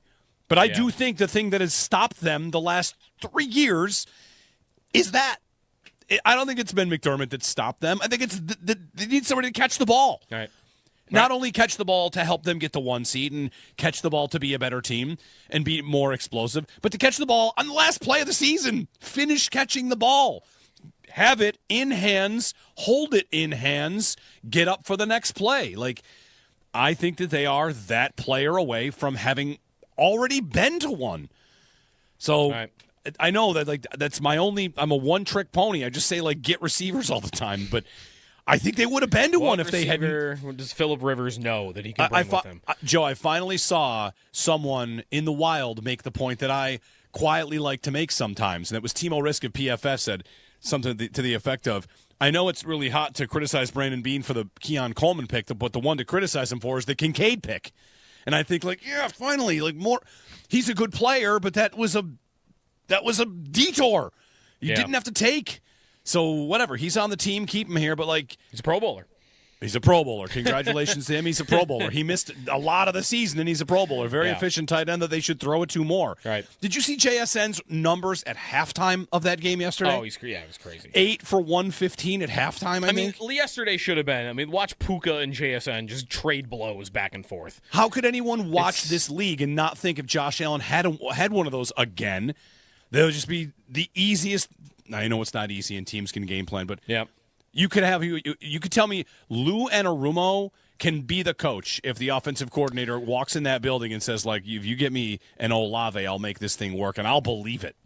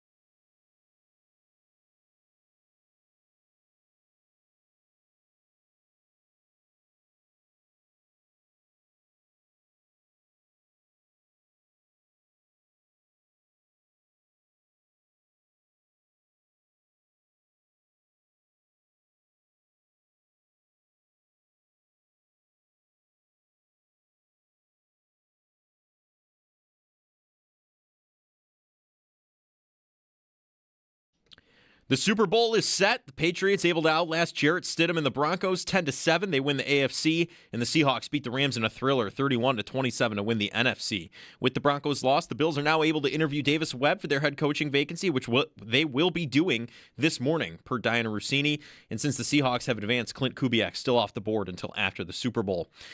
Speaking on more of the Bills' head coaching search, they interviewed Brian Daboll, Joe Brady, Lou Anarumo. They're scheduled to interview with former Dolphins head coach Mike McDaniel, but that ended up falling through. They did interview Colts quarterback Phillip Rivers, who is now withdrawing from the running. And they also interviewed Grant Udinski, Anthony Lynn, and Anthony Weaver. So a wide open search, it sounds like, for the Bills. Dalton Kincaid also being named to the Pro Bowl roster, replacing Travis Kelce. Around the NFL, in other news on the coaching carousel, NFL Network's Ian Rappaport believes it's likely Sean McDermott will take a year off from coaching. The Packers hired former Cardinals coach Jonathan Gannon as the defensive coordinator, and the Steelers have hired Mike McCarthy to be their head coach. Also, the Raiders are conducting a second interview with Bills offensive coordinator Joe Brady for their head coaching position. The Sabres posted a shutout victory over the Islanders 5-0 over the weekend and put together a 3-game win streak now. Jason Zucker had 2 goals. Alex Tuck, Tage Thompson, and Rasmus Dahlin also scored. And Alex Lyon, of course, allowed no goals on 26 shots. They're next in action in Toronto tomorrow against the Maple Leafs with puck drop set for 7 o'clock. That's your Paddock Chevrolet Sports Update. Paddock Chevrolet celebrating 90 years of being your hometown dealership. I'm Joe Cali for WGR Sports Radio 550.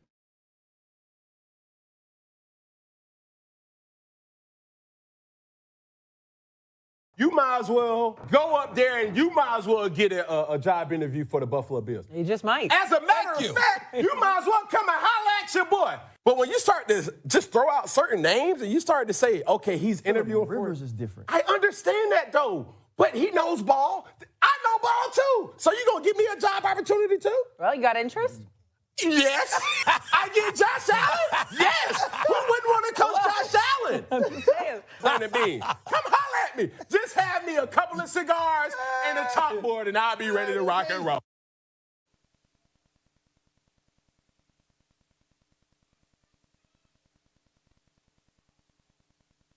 That's Cam Newton.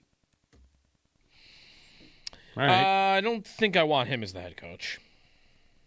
No, probably not. Probably not. Would you take Cam Newton as the head coach if you can get Chris Olave as the wide receiver?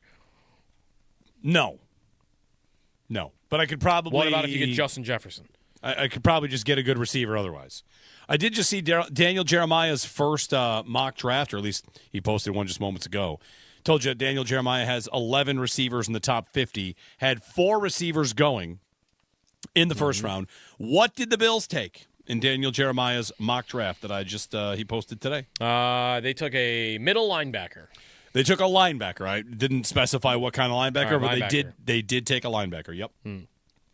Yeah, Which they need a middle one. It's on the list. Yep. Well, we'll see. Like that was again. There were a lot of things that they'll need to talk about with Brandon Beane the next time he does a press conference. Like, never got to, do they see Terrell Bernard still as a Mike linebacker going forward, or do they see him as a will linebacker? I would say, depending on who their defensive coordinator comes in, like how many defensive coordinators are going to say yes, Terrell Bernard is a middle linebacker? That's a good question too. Right? Like, what does the new DC think of it? Yeah. Right. I feel like that's a long shot, personally. That he would stay at middle linebacker? Yes. I think that's probably right also. He was a will linebacker coming into the league, and I don't know, like they were at their best last year when he was not playing in the middle, and you had a 32-year-old Shaq Thompson playing in the middle. So, yeah, I mean, there's going to be a lot of things like that. Linebacker, defensive end, and safety, though, it's funny, like I'm going to want them to draft a receiver, and there are 3 positions that I think are going to get some attention the next 3 months. Well, usually this kind of gets back to the conversation. Whenever there's we don't get to see their draft board, but if there's a 3-way tie between linebacker, defensive end, and receiver, what'd you expect them to pick? Defensive end. Right? Usually, Again. Yeah. Wonder how Bosa will do, if Bosa will be back. Anyway, coaching search. Davis Webb's getting in on the coaching search. Phillip Rivers is out. And Nate Scheelhaus is interviewing with the Browns today. There's another name. The Bills could add him to the list, which he's talked about as a candidate for a number of jobs. Now he's available. If you want to add the Rams passing game coordinator, you could do that. Former quarterback at Illinois, another like bright, young offensive mind straight out of the McVay tree, and we'll see if his name gets added. He'd been one to be, speculating about early on. Yeah, I don't know. I wonder also about the Shieldhouse idea and whether that is like on par with Udinsky for them. I want a McVay guy. I want a McVay or a Shanahan guy, somebody that comes from that tree in some regard. And we talked about whether Kubiak fits that mold. I think he kind of does because his dad was basically one of the founders maybe of it, him and Mike Shanahan, and he worked under that. Shieldhouse is definitely that. And every time I see a clip of him, and it's kind of Udinsky too, maybe this is everybody that works for those guys, they just come off as so in-depth and bright, and oftentimes, like that, is that tree not the most successful coaching tree like that we've ever seen? Unless I go back to like, wasn't Bill Walsh's coaching tree like incredible? But we know like Belichick's hasn't been good. And like it feels like almost every guy that comes from Shanahan or McVay are doing at least a pretty good job. Yeah, I think that's probably right. It's the who are the failures from their tree? Is McDaniel count as one? Maybe. I mean, he made the playoffs twice and had a winning record. Sure. Who else? Like Zach Taylor's off that tree, right? He's made a Super Bowl. Right, but he's thought to be a guy that generally underachieves, I think. Right, like maybe, like again, if those are my two guys that maybe are not the success stories, like they have a pretty good track record. If you just throw a dart at somebody that's worked for those two. Yeah. Mo in New Jersey is up. Hey, Mo, good morning. Mo, you there? Mo, you're up, Mo. Uh-oh. No Mo. No Mo. We'll do Rich next then. Hey, Rich. Hey, guys. I love your show. I want to mention a name that hasn't come up before. And before you hang up and say I'm crazy, but I would like to offer up the possibility of the Bills talking to Don Beebe, former Buffalo Bills player. The reason I say that is just do me a favor. Google Don Beebe. The guy is a extremely successful Division III coach right now. True grit Buffalo Bills player. I'm sure he'd get the fan base behind him. His leadership skills are proven. He seems very similar to Sean McDermott, very cultured, and that's who I would at least have the Bills talk to just to see where he's at. Okay. His college career as a coach is incredible. Yeah, it is. Look it up. I'm looking now. It is in Division III though. It's in Division III. Let me. Lance Leipold, Division III, All right. and then came to UB and won a bunch. Let me just put it this way: if you wouldn't be bringing the guy up if he didn't play for the Bills, he's probably not a very good idea. Does that not apply for having coached for the Bills too? It's a little different for me. Like, you're like, are you trying to like compare like to Webb and Dable for that? Yeah, sure. Yeah, because I think, those guys get. Put it this way. But that's not even just being a part of the Bills. That is relationships. That is experience with this quarterback and this organization. Not, he played for the Bills when Ralph and Bill Polian were running things 35 years ago. Right. Fair enough. 803-0550. 1-888-550-2550. Don Beebe. Thanks. He's the coach of Aurora, by the way. We didn't ever say the team. In Colorado? Yeah. What's Aurora's team name? Is it really in Colorado? I mean, I know there is in Aurora, Colorado. I don't know if that's like the school he coaches. I think it is. It is in... No, Illinois. Good. Okay, Aurora, Illinois. Very different. They're the Spartans. Of course. Everybody knows that. Next up, thanks for the phone call. We'll get next to Dan in Rochester. Hey, Dan. No Dan. Let's go Dan to Keith. Okay. Keith. What's up, Keith? Good morning, guys. Hey, I have an interesting perspective on the Kubiak candidacy. In a high-level job interview, you always want to go out and find out the most about the candidate, right? Yeah, right. Okay, so one of the things in this case is what a better way to get a good job referral from someone who has worked with Kubiak or someone who has been coached by Kubiak in Sam Darnold. Isn't Josh Allen's friend Sam Darnold? Yep. Oh, yeah, for sure. Yeah, definitely. Don't you think that, them two could be talking and saying, hey, this is what he's done for me? And I think Josh should be asking him all sorts of questions to find out if it would be a good fit here. Definitely. I'd be surprised if that hasn't happened already. Yeah. Just, I didn't hear anybody bring that up, so I just thought I would like to bring it up. Thanks. Yeah, we've mentioned it a couple times. I mean, it's a good thought. It's the idea. I feel like it would be not just your good friends. I mean, would Allen not be able to reach out to Trevor Lawrence and ask about Grant Udinski? Like, it feels like in an industry where everybody is happy while they're competing, happy to see their friends have success. Did you see on the field last night Matthew Stafford going to find Cooper Kupp to congratulate him on, whatever, like a long hug and a lot of words shared there. Like, even when you are on the other side, you might have a respect for a player. And Allen and Lawrence, I don't know if they're friends on the same way that Allen and Darnold are friends, but just call them up and say, like, so what's the story on Udinski? What should I ask him? What's a good way to get the best out of him?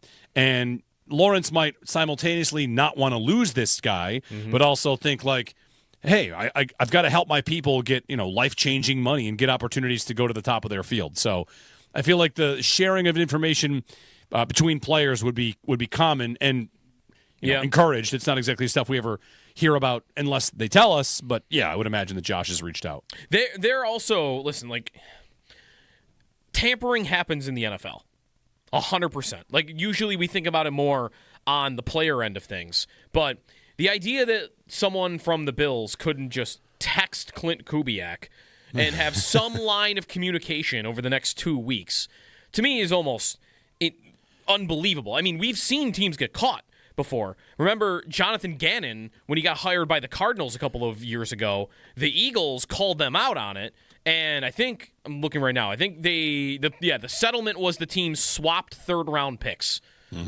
Like, we swapped third-round picks, but we got the coach that we wanted. The Dolphins tampered with Sean Payton when he was still the coach of the Saints, probably around the same time they were doing it with Tom Brady when they're trying to build their whatever.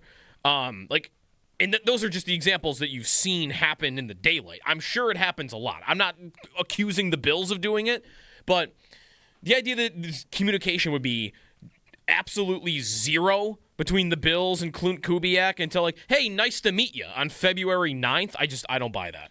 Well, the only way it would actually, in the case of Gannon, how do I want to say this?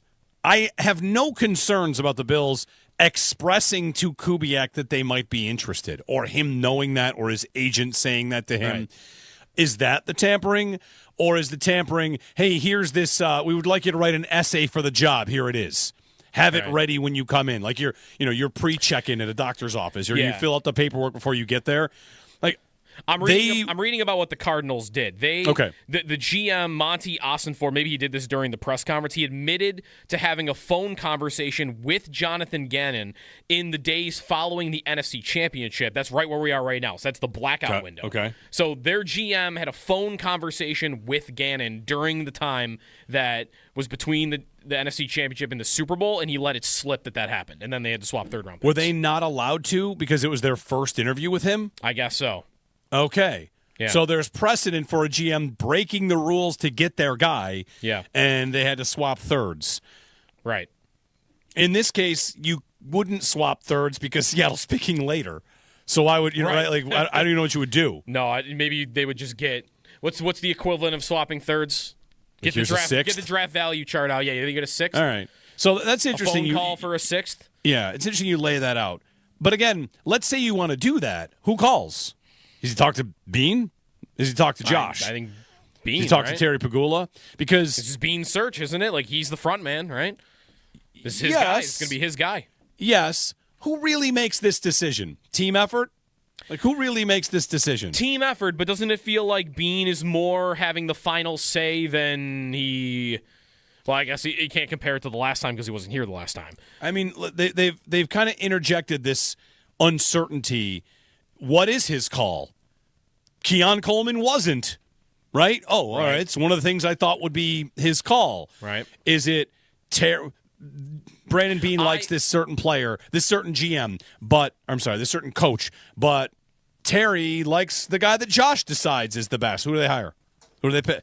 Collaborative. So I don't know how they'll land. I know collaborative, but to me, like at some point, like somebody is at the top of the pyramid, and the fact that Beane said at the press conference that the head coach will report to him, right, makes me think that this is more his decision than if they had laid it out that structure is staying the same, coach over here, GM over here, both reporting to the owner, equals but in different realms, versus no, the coach is reporting to the general manager. That leads me to believe that Beane is still the one that would be the front man here, the leader. As much as it would be collaborative, I'm not saying that he would go, on a, use the word power play. I know it's sensitive around here right now. That if, Allen didn't want a guy and Pegula didn't want a guy and Beane just hired him anyway. Like that, I don't think that's going to happen. But I think he probably would have the final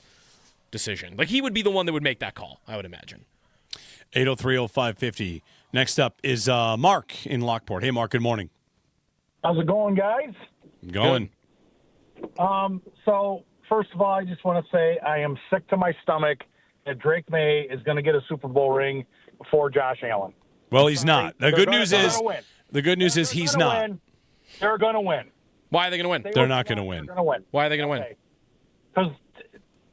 Because that's Buffalo's luck. Secondly, okay. Dude, come on. I'm nervous about the coaching thing because of the complete dumpster fire of coaches that we have had, with the exception of Sean, since Marv Levy. We did not get it right. Sean McDermott was a good coach. I'm still kind of bummed that he went and not Beane, but whatever, it is what it is now. But I'm a little nervous because, again, my God, for you younger guys that don't remember, we just went through them, and they were terrible before Sean. Yeah. Well, this is where thanks, Mark. I went through a lot of those coaches, and I might have thought if they had a Josh Allen level quarterback, they might have had more wins and more success.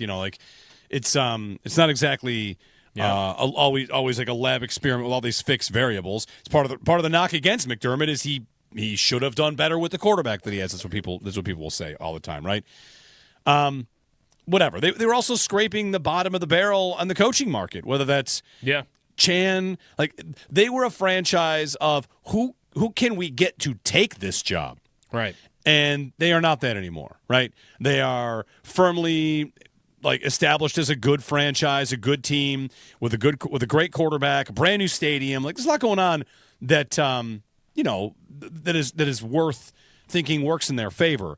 I will say though, however, like the press conference from last week, many people pointed out that it doesn't matter. None of what happened at the press conference matters. They have Josh Allen. That's all that matters. And it's so ironic that we've landed there after that press conference because that's pretty much how the organization operates anyway, for the most part, right? Right. Hey, it's okay. We've got him.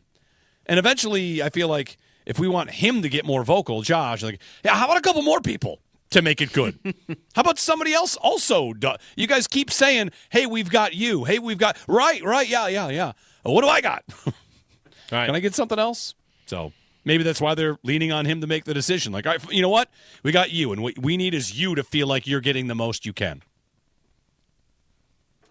803-0550, 1-888-550-2550. Davis Webb. Snow's kind of stopped, I guess. Yeah? Yeah. I think that looks fine. Overblown, this storm.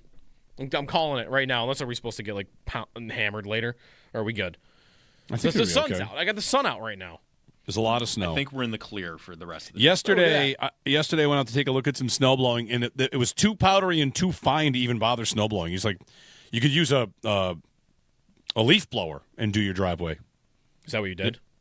No, I just used a shovel. One of the ones they use on the yard lines during the football games? How about during that game when they superimposed the yard lines over the actual field? You notice that? Yeah, I did, because when running backs would run past them, it would you would see sometimes the lines would go over the player. Yeah. Yeah. The game was terrible, the AFC Championship I mean, the game was probably going to stay terrible even if the weather held up, right? The only difference is it probably held New England back more than it held Denver back. Like, Stidham was not doing anything. I'm not here to buy that, like, the Denver got... Maybe. I mean, Stidham had better numbers when the snow started than May did. That's right? true. I mean, May ran the ball. All that is because I think Stidham had the one throw on the one drive. Like, Right. he had as many yards on that one throw to Marvin Mims I think May had going into the fourth quarter. I mean, May ended with 86 passing yards. Yeah, he ran it. That was the difference. That's why they won. They won because he ran and because of a terrible turnover. 10 for 65. Yeah. The Eagles have interviewed Dolphins OC Frank Smith for their OC job. All right. The Browns are getting Nate Scheelhaus in again. I'm ready for one more crazy candidate for they can interview. Come on. Ralph someone Kruger. To get everyone. What's he doing? He's out of the game. He was a big part of football in the past. Yeah. Different kind. All right, 803-0550 and 1-888-550-2550 to join us on WGR.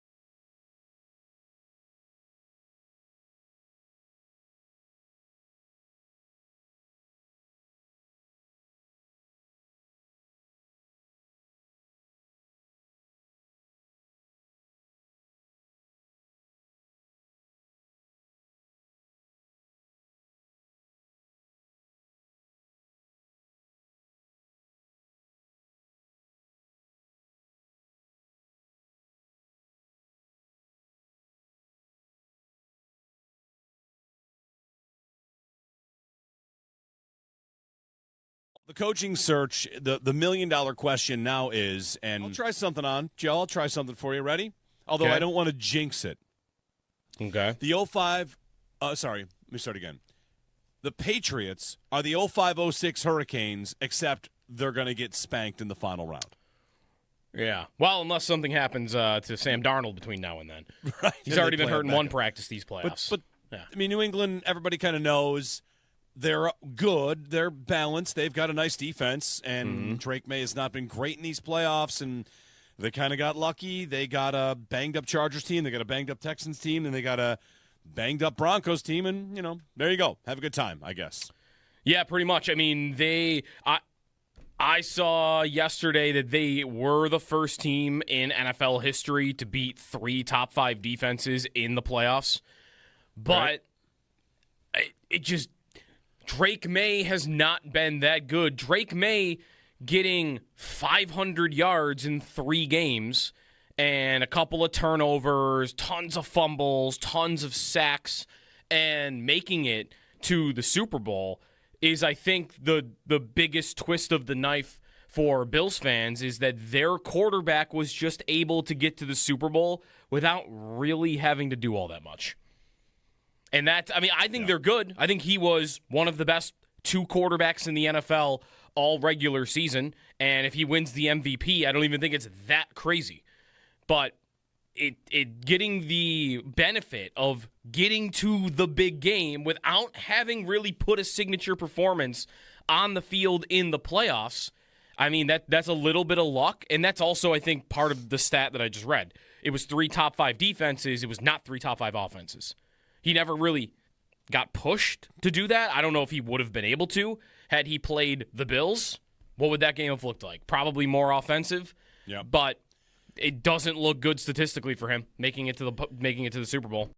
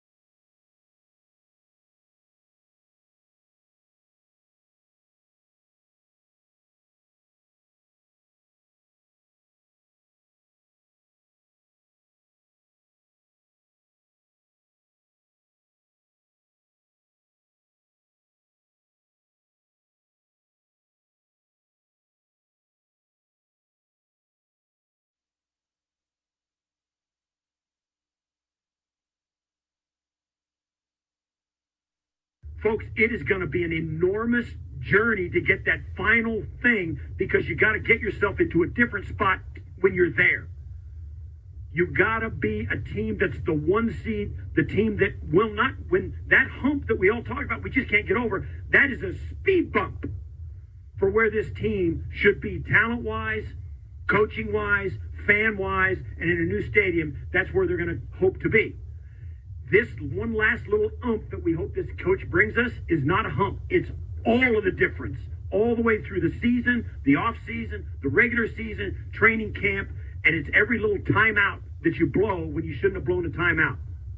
Don't ask your quarterback to be a great eraser.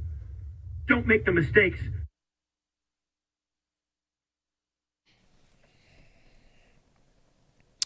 Steve Tasker from One Bills Live. Adam Schefter. Grant Udinski has informed the Browns he's removing himself from consideration. Ooh. Udinski has a new deal in place with the Jags to bump his pay for next season, but the Jaguars are allowing him to continue pursuing the Bills job. If he doesn't get the Buffalo job, he's back as the Jaguars' OC. So that's Dable and Udinski right now, who are basically locked into OC jobs if they don't get the Bills job, right?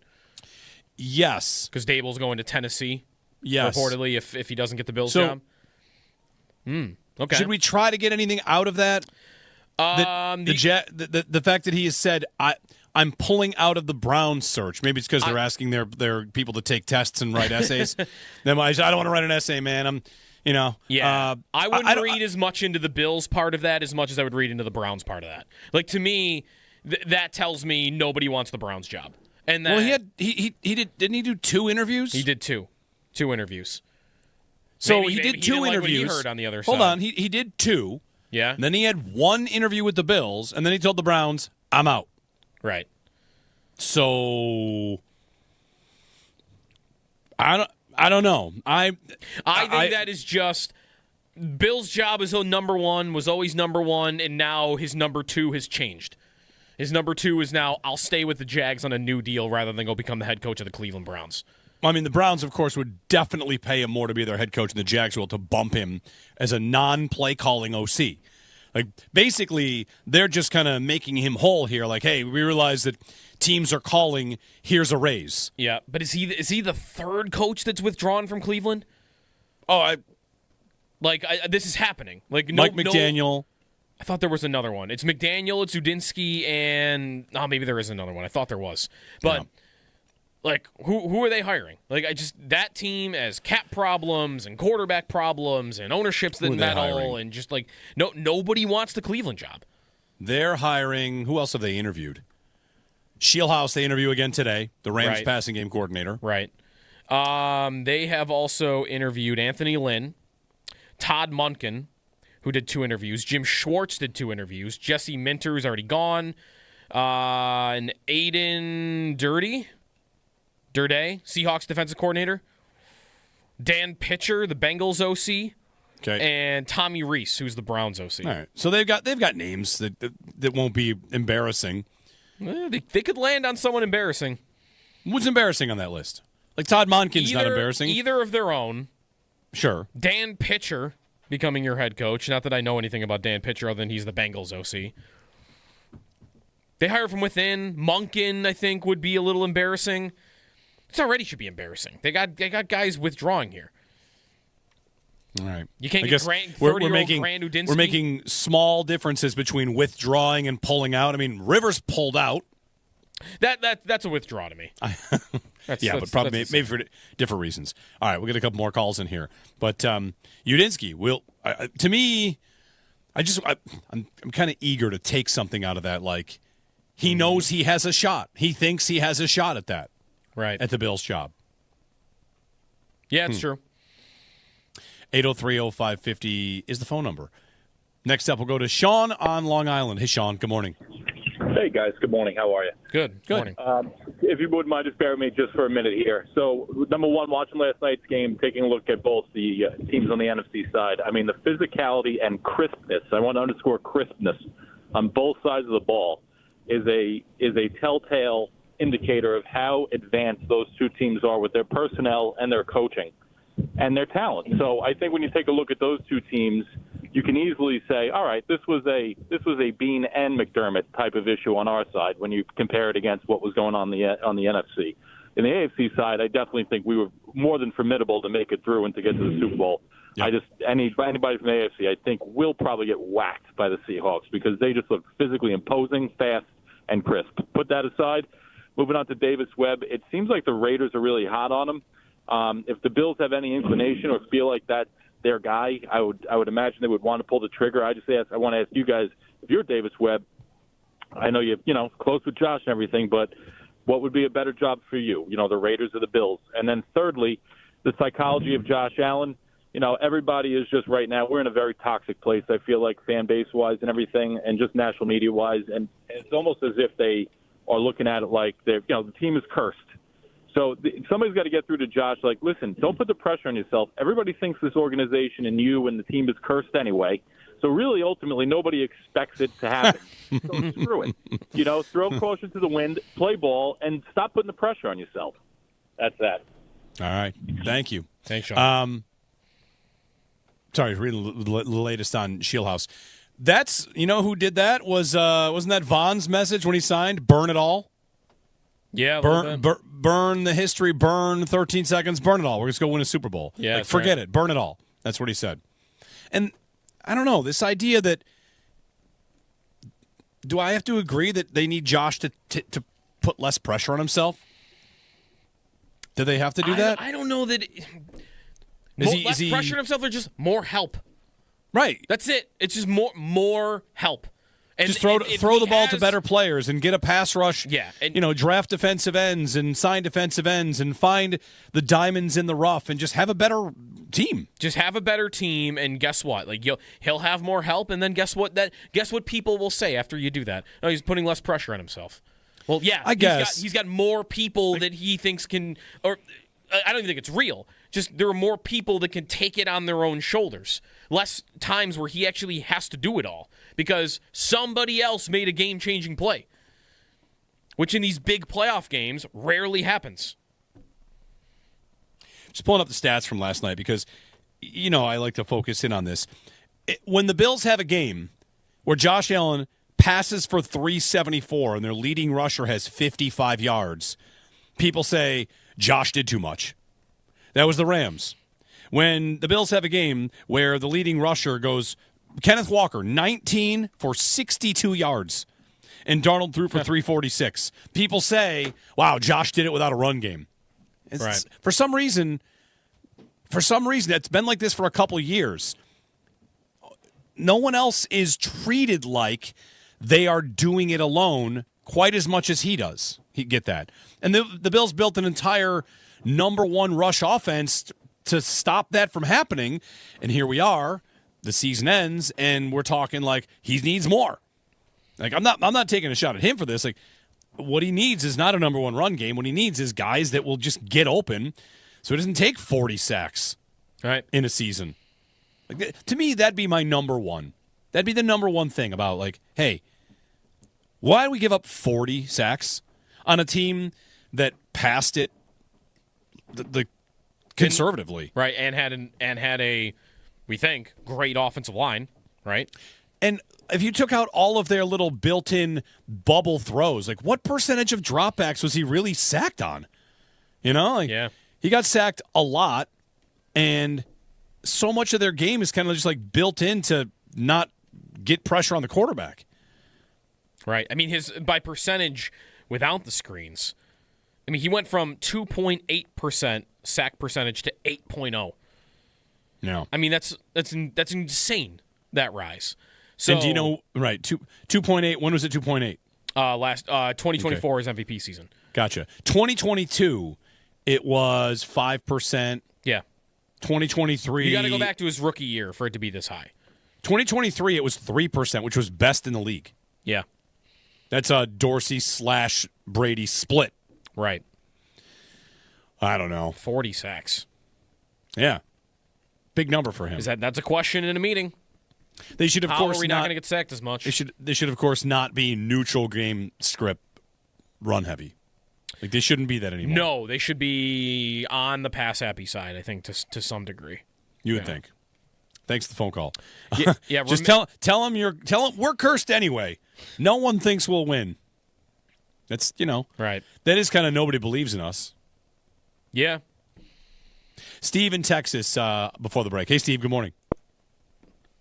Hey guys, I was listening to you talk about receiver, and I heard you mention Concepcion the other day, and we're an Aggie household down here in Texas, and we're always looking for one of our guys to go to Buffalo just to kind of make it a little bit more special. And I kind of got a little nauseous this morning. I looked at a mock draft and had Buffalo taking edge at 26, and then San Francisco taking Concepcion right after us. I'm like, that is par for the course. But I mean, Buffalo's got to go and get that guy. The dude does not drop the ball, and I mean, I'm not talking he's Diggs level, but I mean, if you combine Diggs and Shakir and do a good possession receiver, I mean, the guy can do everything, and I think he's game changing for what our offense could be, especially with the better coaching he's going to get in the National Football League. So I got to see him go to Buffalo, and I think he's gettable for us in the first round.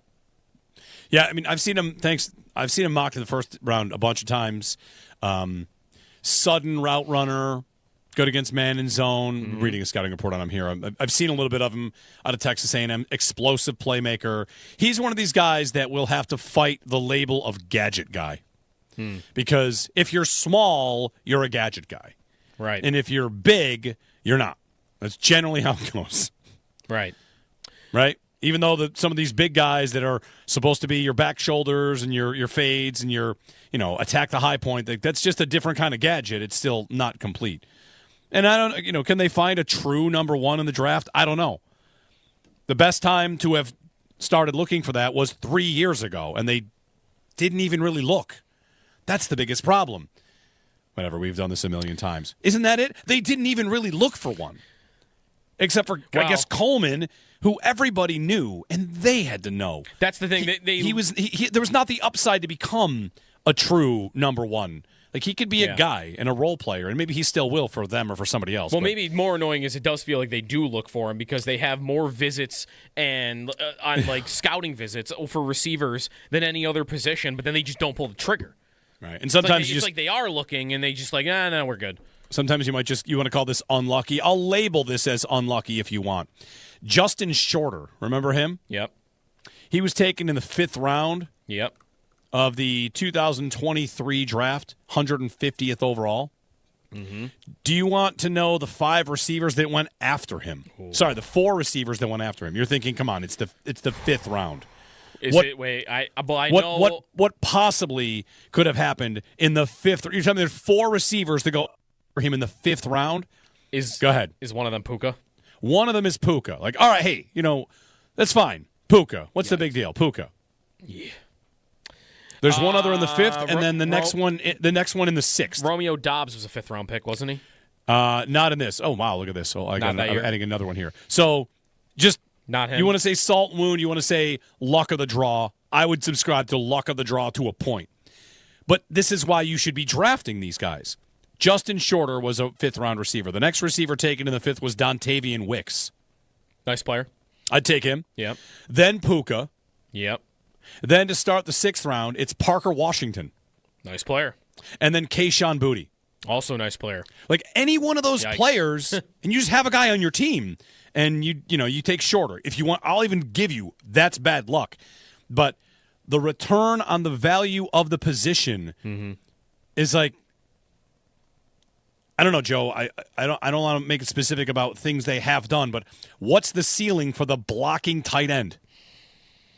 In terms of dollars saved on the cap, in terms of ceiling what this player could be versus, Parker Washington in the 6th. Oh, it's a difference. That's an expensive position, and if it plays out, you're just saving so much. You're in such good shape. Right. Jackson Hawes is great at what he does, but yes, he is. To get someone of that role that's great at it on the open market, it's going to cost you $4 million? $5 million, whereas Puka is saving the Rams $40 million a year by being on a rookie contract. Right. Yep. Would the Bills not draft someone that's named KC? Great question. I did have that thought. Is it wrong to have that thought? I had that thought. All right, 803-0550. The Coach Watch continues. It's exhilarating.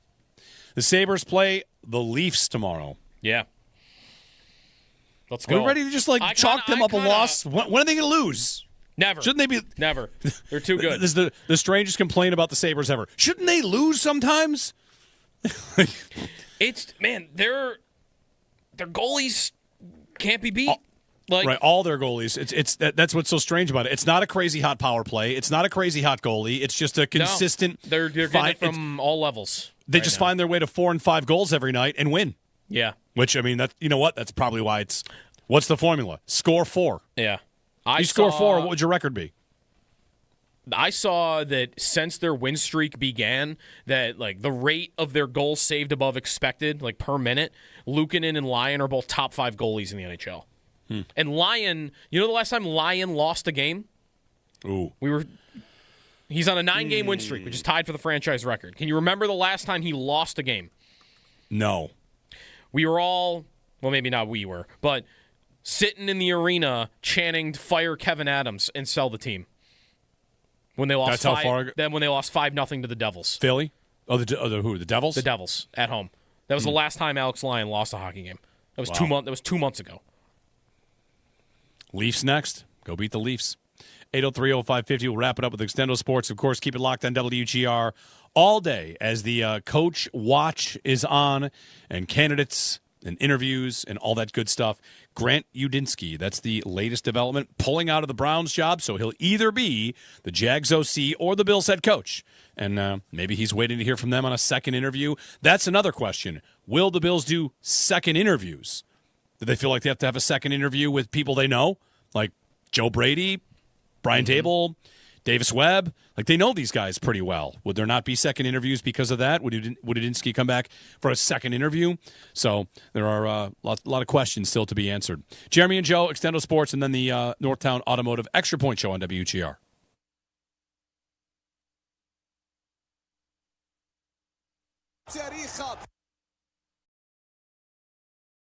I don't know. I watch these games like a lot of you, thinking about the Bills and how it all relates and what you're supposed to do about it. But I also kind of what you said. Not that it has to be one or the other, where you watch these games and think oh, wow, this coach did this. Is it any more clear why McDermott is gone? And I think, should it be any more clear the GM should have done something at the deadline? You had a team. Everybody kind of knew the AFC wasn't all that good. And you got to the deadline and you did not do anything to help your roster, which is kind of amazing that happened. Imagine had they done that. Imagine they had decided to go in on something, because in Seattle you have a team that did something at the deadline, and without that move, I don't know that they're here.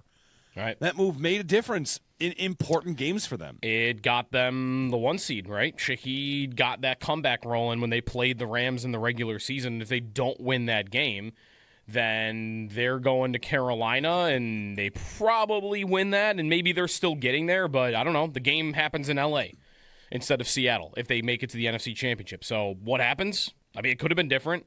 So, and that move sparked that game to get them the 1 seed. Yep. And yesterday, I mean, right out of the bat, right? He's just a great route right down the field. The Bills don't have a guy like that. And I like the Brown Beasley Diggs comparison, although JSN might be as good as Diggs, maybe even as better. good as Prime Diggs. Yeah, right. He's that good. He is that good. Yeah, I don't know what to do about it.